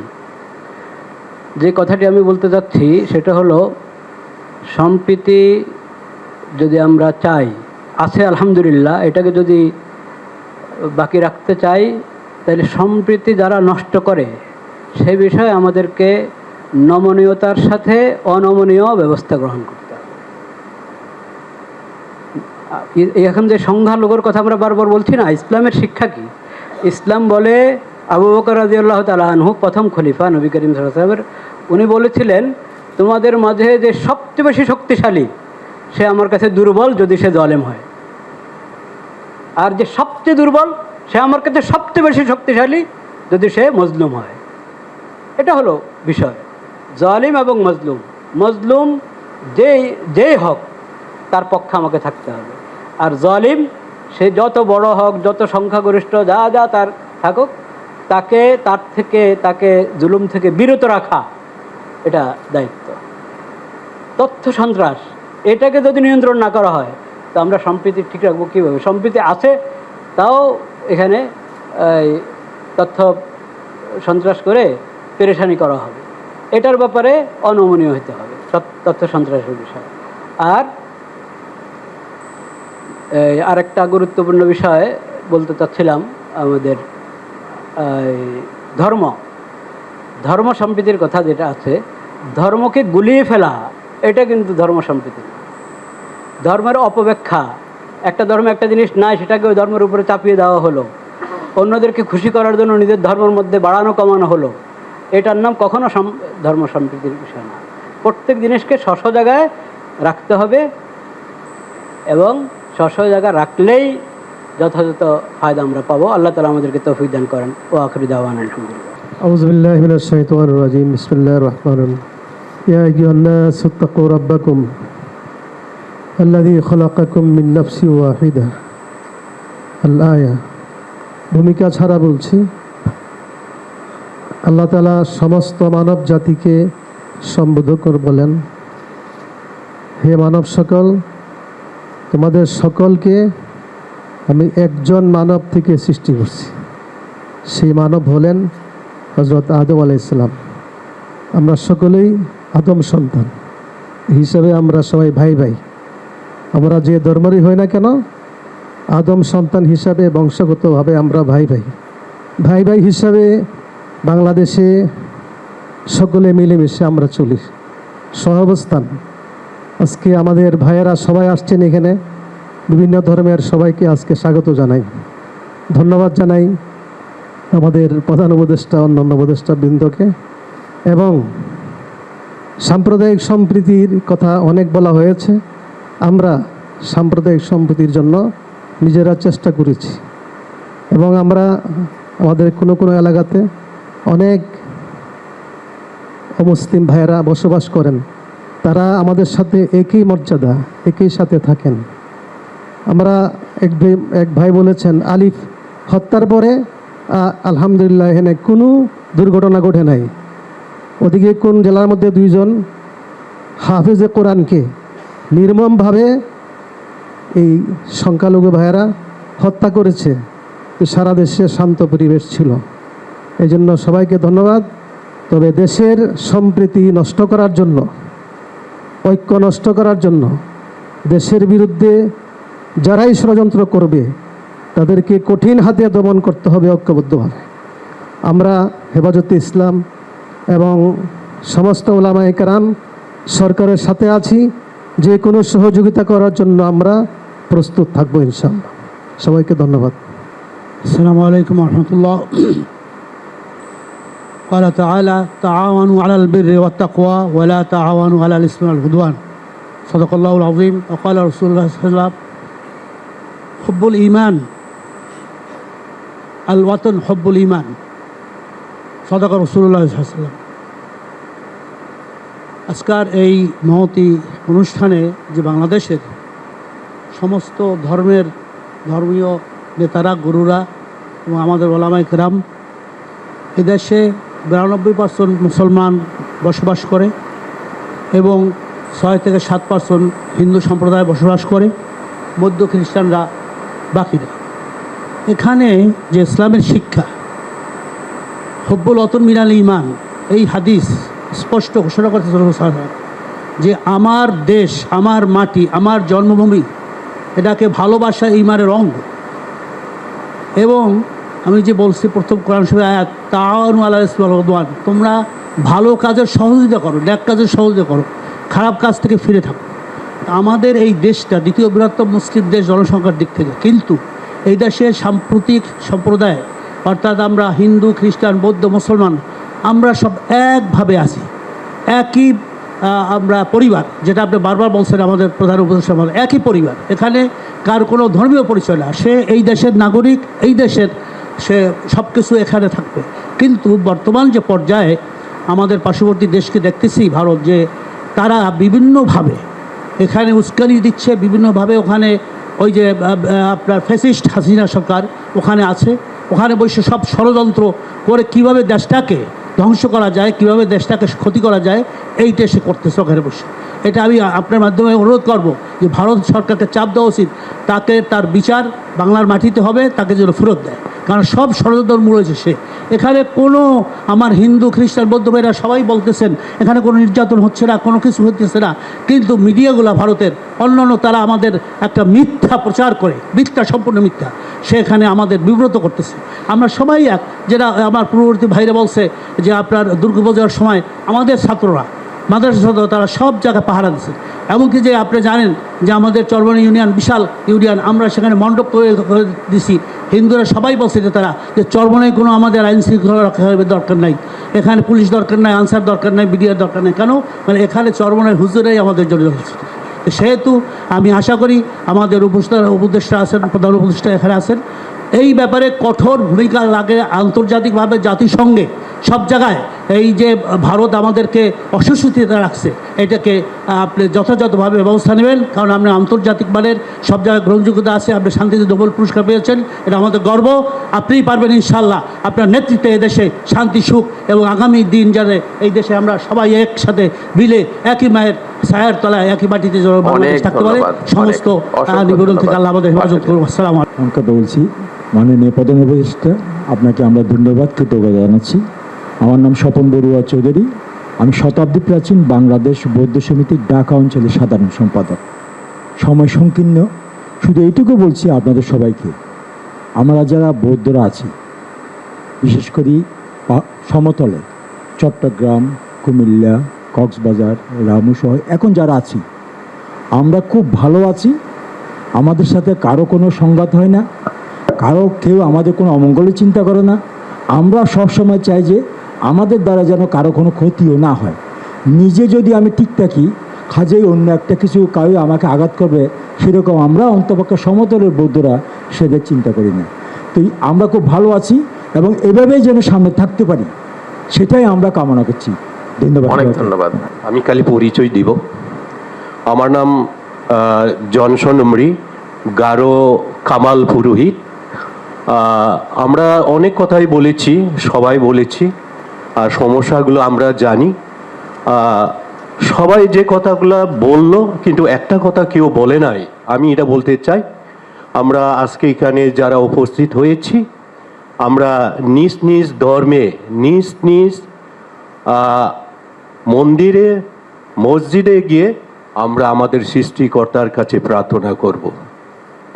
যারা এই কাজ করে তারা যেন মন ফিরায়, যেন তারা আমাদের মতো ভালো হতে পারে, এবং আমাদের এই অন্তর্বর্তী সরকারকে যেন সৃষ্টিকর্তা সাহায্য দান করেন, যেন সুন্দরভাবে তারা যেন রাষ্ট্র পরিচালনা করতে পারে। সবাইকে ধন্যবাদ। আলহামদুলিল্লাহ ওয়াকাফা ওয়া সালামুন আলা ইবাদিহিল্লাযীনা ইসতাফা মা বা'দ। আলহামদুলিল্লাহ, প্রধান উপদেষ্টা, অন্যান্য উপদেষ্টা এবং উপস্থিত সকলকে আন্তরিক মোবারকবাদ। আমি খুব লম্বা কথা বলবো না, দুই তিনটা কথা। এক নম্বর কথা হইল যে আমরা ছোট থেকে একেবারে বাংলাদেশের স্বাধীনতার পর থেকে এই পর্যন্ত যা দেখছি, আমাদের দেশে ধর্মীয় সম্প্রীতির মধ্যে কোনো বড় ধরনের কোনো সমস্যা আছে এটা আমরা কখনো দেখিনি। যতটুকু আমরা বারবারই উপলব্ধি করেছি বিভিন্ন সময় বিভিন্ন কারণে, এটাকে সামনে এনে এর পিছনে অন্য কিছু উদ্দেশ্য থাকে, সেই উদ্দেশ্য সাধনেই এই বিষয়টাকে সামনে আনা হয়। এজন্য আমি রাষ্ট্রের, বিশেষ করে আমাদের গোয়েন্দা বিভাগ, তাদের মাধ্যমে বিষয়গুলা রাষ্ট্রের সর্বোচ্চ ব্যক্তির কাছে দ্রুত সময়ের মধ্যে সেই সমস্যাগুলা চিহ্নিত হয়ে তার প্রতিকারের জন্য যদি কঠোর ব্যবস্থাপনা গ্রহণ করা হয়, তাহলে এই ধরনের সমস্যা বারবার আসবে না। দ্বিতীয় বিষয়, ওই কর্নার থেকে মৌলানা সাহেব যে কথাটা বলেছেন যে আমাদের পার্শ্ববর্তী রাষ্ট্রে আমাদের সংখ্যালঘু মুসলমান ভাই বোনদের উপরে অব্যাহতভাবে যে ধরনের অত্যাচার, অবিচার, জুলুম চলছে, এই ব্যাপারে আমরা একজন নাগরিক হিসেবে, মানুষ হিসাবে তাদের জন্য যেভাবে সোচ্চার হওয়া দরকার, আমাদের এই ক্ষেত্রে দুর্বলতা আছে। যখন মানুষ নিজ দায়িত্বের ব্যাপারে অসচেতন হয়, তখন অন্যরা তার উপরে চেপে বসে।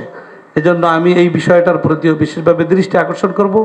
সেই সাথে বর্তমান সারা দুনিয়াতে মিডিয়া, তথ্য এর মধ্য দিয়ে মানুষকে অনেক প্রভাবিত করে।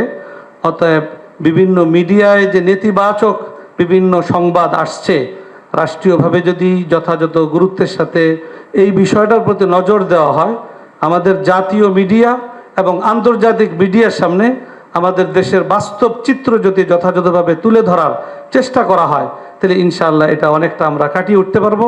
আর সর্বোপরি দেশের জন্য, দেশের স্বাধীনতা সার্বভৌমত্ব রক্ষায় এবং দেশের মধ্যে যে সাম্প্রদায়িক সম্প্রীতি বাস্তবে আছে, এটা যেন কোনো ষড়যন্ত্রের মাধ্যমে বিনষ্ট না হতে পারে, এটার জন্য আমরা ঐক্যবদ্ধ ছিলাম, ইনশাআল্লাহ ঐক্যবদ্ধ আছি, ঐক্যবদ্ধ থাকবো। সরকারের যে কোনো এই জাতীয় পদক্ষেপে এদেশের সকল মানুষ ইনশাআল্লাহ ঐক্যবদ্ধ থাকবে। অনেক সকলকে ধন্যবাদ। ছোট্ট একটা ঘটনা বলবো, আমি আসলে বক্তৃতা করব না। 5ই আগস্টের পরে আমাদের ছাত্র শিক্ষকরা অমুসলিমদের উপাসনালয়গুলো পাহারা দিচ্ছিল। ঢাকেশ্বরী মন্দির লালবাগের ঠিক পাশে, এটা একটা ওদের কেন্দ্রীয় মন্দিরের মতো।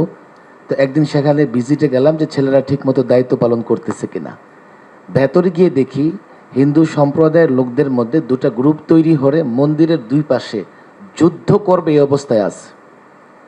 সঙ্গে সঙ্গে ছেলেদের বললাম, তোরা বাইরে থেকে পাহারা দাও। একটু পরে ওরা দুই গ্রুপ মিলে ভেতরে মারামারি করবে আর বলবে যে এই হুজুররা বাইরে থেকে এসে মারামারি করেছে। সঙ্গে সঙ্গে ওই অঞ্চলে আমাদের সেনাবাহিনীর যে দায়িত্বশীল ব্যক্তি ছিলেন তাকে বলবো, আপনি আসেন, এখানে তো ভয়াবহ পরিস্থিতি। বাংলাদেশ সাম্প্রদায়িক সম্প্রীতির দেশ, ইসলাম সাম্প্রদায়িক সম্প্রীতির কথা বলে। এদেশে সাম্প্রদায়িক ঝামেলা কেন থাকবে? থাকতেই পারে না। ওনারাও বলছেন এ কথা। প্রতিদিন বাংলাদেশের 3টা-4টা এক একজন আলেম এখানে 10-20 হাজার লোকের সামনে বক্তৃতা করে। যেখানেই যাচ্ছি সংখ্যালঘু অমুসলিম ভাইদের সঙ্গে বসছি, কেউ অভিযোগ করছে না। মূলত পাবলিক টয়লেট থেকে পার্লামেন্ট পর্যন্ত সর্বত্র ফেসিবাদ প্রতিষ্ঠা করেছে পলাতক সরকার।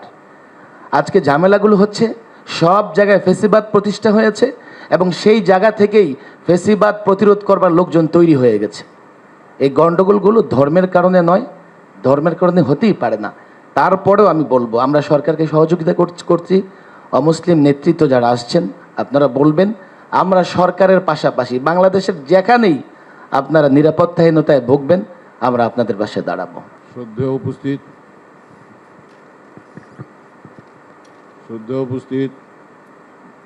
শ্রদ্ধেয় ব্যক্তিবর্গ, আমার পরিচয় হচ্ছে, আমি সিদ্ধেশ্বরী কালী মন্দিরের সেবায়িত এবং পুরোহিত। আমার একটা ছোট্ট পরিচয় দিই, এতে কেউ আমাকে ভুল বুঝবেন না। সেই ছোট্ট পরিচয়টা হচ্ছে, স্বাধীনতা যুদ্ধকালীন চলাকালের অবস্থায় আমাকে সিদ্ধেশ্বরী মন্দির থেকে একবার আর্মিরা চোখ ধরে নিয়ে গিয়েছিল এবং মন্দিরের দুই সাইডে 2টা ডিনামাইট পুঁতেছিল। তো ডিনামাইট দুটো আমি দেখতে পাইনি, চোখ বাঁধা অবস্থায় নিয়ে গেল। নবীনগর কানে শুনতেছি, কিন্তু নবীনগর কিন্তু তখন আমি চিনি না, তখন সেটা ক্যান্টনমেন্ট। 4.5 ঘন্টা পরে আমি ওই যে বলে যে রাখে আল্লাহ মারেকে আর রাখে কৃষ্ণ মারেকে, ঠিক একই রকম ঘটনাটা ঘটেছিল।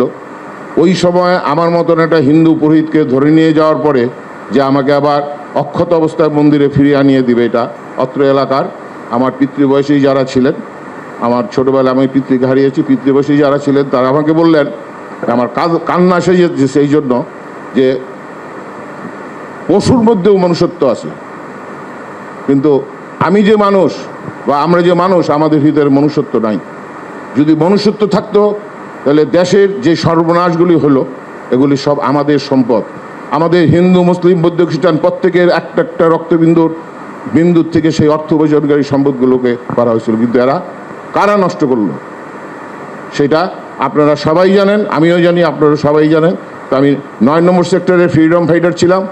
স্বাধীনতার পরে বহু দেখেছি, এখনও দেখতেছি, কিন্তু আমি একটা কথাই বলবো, প্রত্যেকের ভিতরে সংসারের মধ্যে, নিজের পরিবারের মধ্যে ছোটদেরকে আগে শিক্ষা দেন যে ও হিন্দু ও মুসলিম নও, ও তোমার প্রতিবেশী ভাই।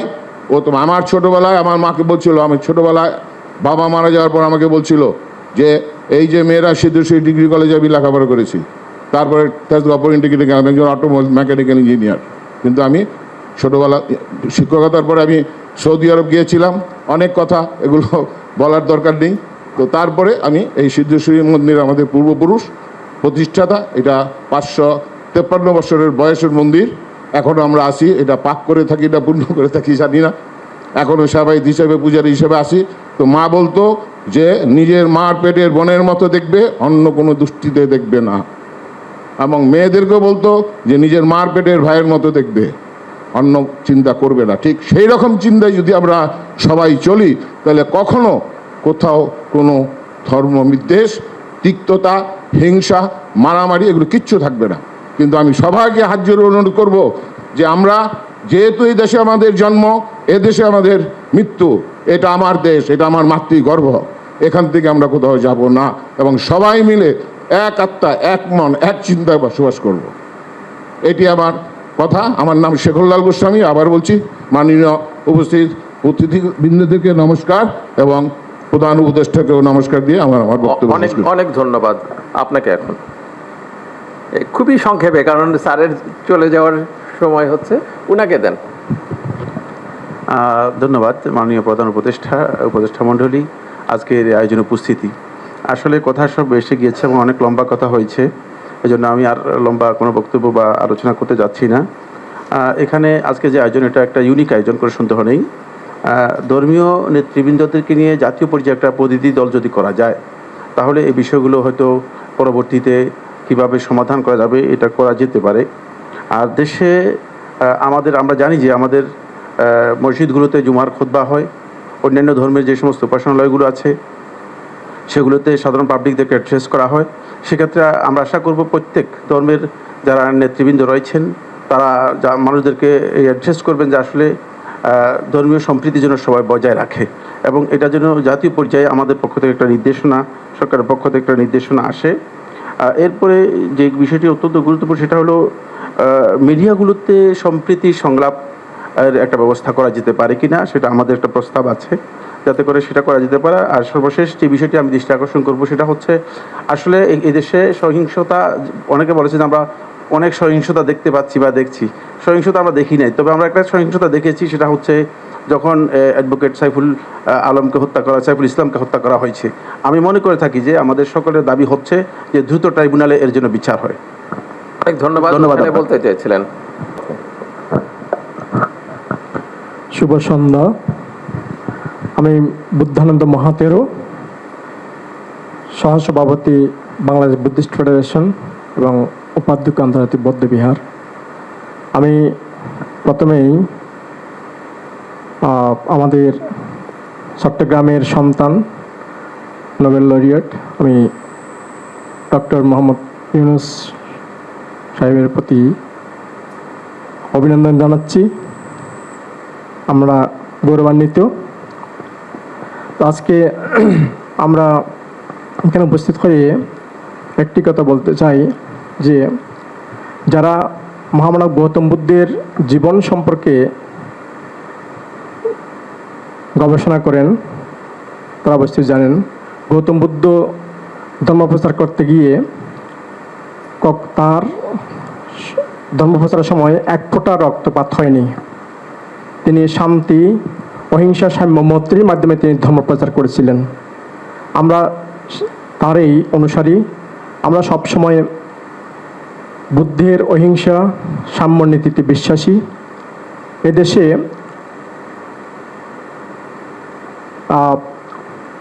অষ্টম থেকে দ্বাদশ শতাব্দীতে পাল রাজারা প্রায় 750 বছর শাসন করেছিলেন। সেই শাসন আমলকে বলা হচ্ছে স্বর্ণযুগ, কারণ সেখানে কোনো সাম্প্রদায়িকতা ছিল না, সবাইকে নিয়ে শান্তিপূর্ণ অবস্থান করেছিলেন, মানুষ সুখে শান্তিতে বসবাস করেছিলেন। আমরা চাই এই বাংলাদেশে সেই আবহমান কাল থেকে আমরা এই দেশে যেন যে ঐতিহ্য সংস্কৃতি আমরা বজায় রেখে এসেছি, এখন আমরা সেই দিক থেকে আমরা চাই আমাদের বাংলাদেশের সবাই, সকল হিন্দু, মুসলিম, বৌদ্ধ, খ্রিস্টান সবাই আমরা একত্রে বসবাস করব।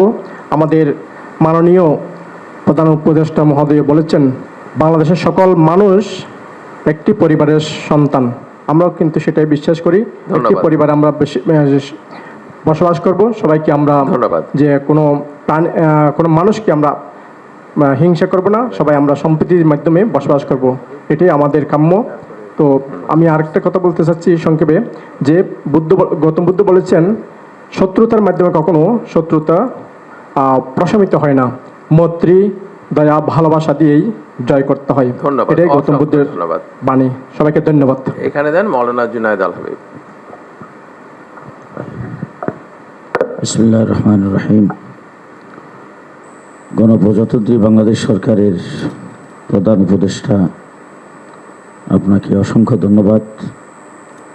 আজকে বিভিন্ন ধর্মের এবং শীর্ষস্থানীয় ওলামায়ে কেরামকে একসাথে করে এখানে আলোচনার সুযোগ দেওয়ার জন্যে। কথাবার্তা সকলেই বলেছেন, আমি শুধু একটা কথা স্মরণ করে দিতে চাই। এই পেশিবাদ সরকারের পতনের পরে সর্বপ্রথম বাংলাদেশকে অকার্যকর রাষ্ট্রে পরিণত করার জন্যে যে ট্রাম্প কার্ডটি ব্যবহার করেছিলেন সেটা হলো সংখ্যালঘুদের উপর নির্যাতন। কিন্তু বেশি না, আমার মনে হয় 48 ঘন্টা পার হওয়ার পরে দিবালোকের নিয়ে পরিষ্কার হয়েছে যে কোথাও সংখ্যালঘুদের উপর নির্যাতন হচ্ছে না। আমার দেশের বাড়ি ব্রাহ্মণবাড়িয়া, সেখানে যাওয়ার পরে ব্রাহ্মণবাড়িয়া শহরে একটা বিশাল মিছিল দেখলাম সংখ্যালঘুদের। হযরত মাওলানা সাজদুর রহমান সাহেব সহ ওলামায়ে কেরামকে নিয়ে বসে আমি মোটর সাইকেল দিয়ে গোটা জেলার ভিতরে যতগুলি হিন্দুদের, অন্যান্য ধর্মাবলম্বীদের উপাসনালয়, তাদের স্থাপনা আছে, সবগুলোকে ভিজিট করিয়েছি। বিকালবেলা এসে সাংবাদিকদের সামনে তাদের লোকজনকে নিয়ে এসে সেখানে ব্রিফিং করা হয়েছে, কোথাও নির্যাতন হচ্ছে না। 2 নম্বর কথা যেটা বলতে চাই, বাংলাদেশে বর্তমান যে পরিস্থিতি আজকে, যেটা নিয়ে আপনাকে পেরেশানি ভোগ করতে হচ্ছে, বসতে হচ্ছে, কেন, কোথায় থেকে সেটা হয়েছে?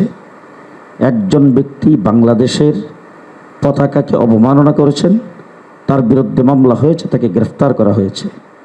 এরপরে দিবালুকে আদালত পাড়ায় একজন আইনজীবীকে জবাই করে হত্যা করেছেন। এরপর থেকেই বাংলাদেশের এই পরিস্থিতির সৃষ্টি হয়েছে। এইটাকে পুঁজি করে পরাজিত শক্তি ভারতে বসে বাংলাদেশের স্থিতিশীলতাকে অস্থিতিশীল করার চেষ্টা করছেন। বাংলাদেশের কিছু মিডিয়া যারা ওই পেশিবাদকে সবসময় সমর্থন করেছেন, সেই মিডিয়াগুলোতে এখনও তারা কাজে বহাল, তারাই বাংলাদেশের এই গোলাপানিতে মাছ শিকার করার চেষ্টা করছেন। সর্বশেষ আমি উপদেষ্টা মণ্ডলী এবং প্রধান উপদেষ্টাকে বলবো, বাংলাদেশে পেশিবাদ সরকার ক্ষমতায় ছিল, তারও একটা বিরোধী দল ছিল। যখনই যে সরকার ক্ষমতায় আসে তার একটা বিরোধী দল থাকে, কিন্তু আপনার কোনো বিরোধী দল নাই। অল বাংলাদেশের সমস্ত জনগণ, সকল শ্রেণীর জনগণ মিলে আন্দোলন সংগ্রামের পরে আপনাকে সেই বিপ্লব করে সেই দায়িত্ব দিয়েছেন আপনাদেরকে। আপনারা শক্ত হন, কঠোর হন। রাষ্ট্রদ্রোহিতার কার্যক্রম কেউ করবে, রাষ্ট্রের অবমাননা কেউ করবে, কঠোর হস্তে দমন করা হবে। সাম্প্রদায়িক সম্প্রীতি নষ্ট করবে, কঠোরভাবে দমন করা হবে। পেশিবাদের পক্ষে কেউ দালালি করতে চাবে, কঠোরভাবে দমন করতে হবে। সর্বশেষ বাংলাদেশ থেকে ভারতে যে মুসলমানদের উপর নির্যাতন হচ্ছে, ভারতে মুসলমানদের মসজিদের মধ্যে আক্রমণ করা হচ্ছে, এই ব্যাপারে আমরা সকলে মিলে প্রতিবাদ করব। অন্তর্বর্তীকালীন সরকার। অনেক ধন্যবাদ। ওনার কাছে মাইক্রোফোনটা দেন, ওনার কাছে দেন মাইক্রোফোনটা।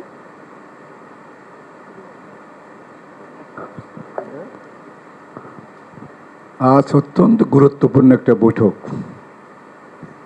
আমাদের বাংলাদেশের সম্মানিত প্রধান উপদেষ্টা, যাকে নিয়ে আমরা গর্ব করি, যিনি শান্তি পুরস্কার প্রাপ্ত, চট্টগ্রামের কৃতি সন্তান, বাংলাদেশের এই মাটির মানুষ, সোনার আহ্বানে আজকে আমরা এখানে যারা এসেছি সবাই অভিজ্ঞ বিভিন্ন প্রতিষ্ঠান, শিক্ষা প্রতিষ্ঠান, ধর্মীয় প্রতিষ্ঠান, সামাজিক কর্মকাণ্ডের মধ্যে নিজেকে নিয়োজিত রেখেছেন। এবং এখানে যারা এসেছেন প্রত্যেকটা মানুষ অত্যন্ত গুরুত্বপূর্ণ।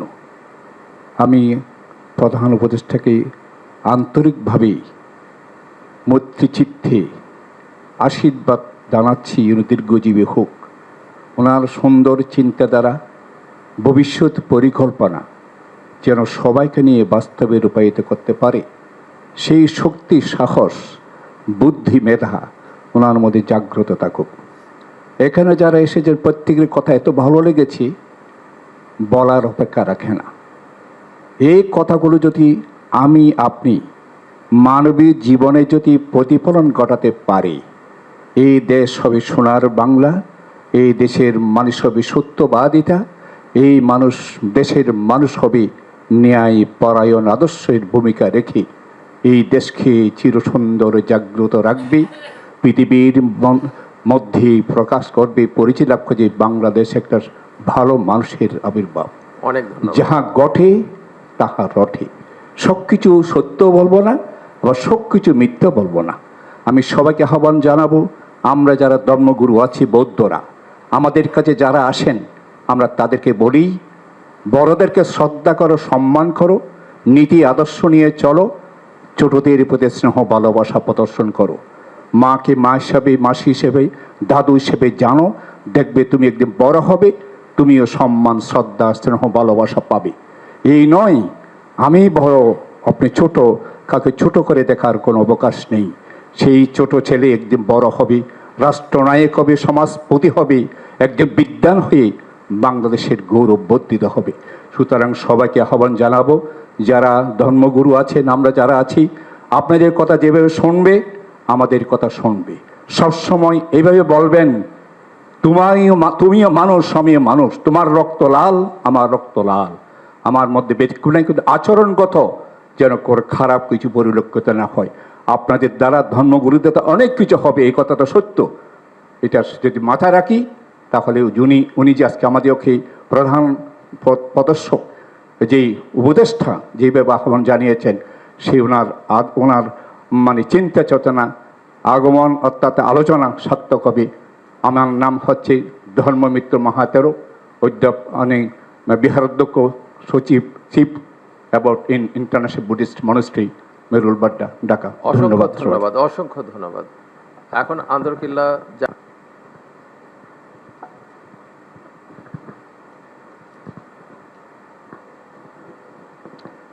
বিসমিল্লাহির রহমানির রহিম। আলহামদুলিল্লাহি রাব্বিল আলামিন ওয়াল আকিবাতু লিল মুত্তাকিন ওয়াস সালাতু ওয়াস সালামু আলা রাসূলিহিল আমিন ওয়া আলা আলিহি ওয়া আসহাবিহি আজমাইন। আম্মা বা'দ। আমরা আজ আমাদের বাংলাদেশের গৌরব, আমাদের প্রধান উপদেষ্টা, সম্মানিত ব্যক্তি এবং ওনার সহকর্মীবৃন্দ, হাজরাত উলামায়ে কেরাম, বিভিন্ন ধর্মীয় গুণীজন, সবাইকে সালাম দিচ্ছি, আসসালামু আলাইকুম ওয়া রাহমাতুল্লাহ। আমি এখনই আপনাদের ডাকে হাজির হয়েছি, কেন আমি খবর পেয়েছি প্রায় 12:30টার সময়, আসতে সময় লেগেছে, এই জন্য আমি আসলে দুঃখিত। আশা করি আপনারা সবাই ক্ষমার দৃষ্টিতে দেখবেন।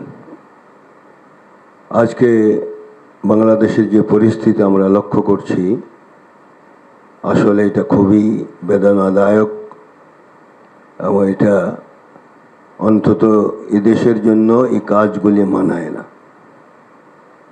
তা আমরা ইসলামের সৌন্দর্য সবাইকে বুঝাবার জন্য মাঠে ময়দানে আছি এবং ঐক্যকে মজবুত করে রাখার জন্য আমরা সকলকে সে প্রেরণা দেই এবং তাদেরকে উৎসাহ দেই।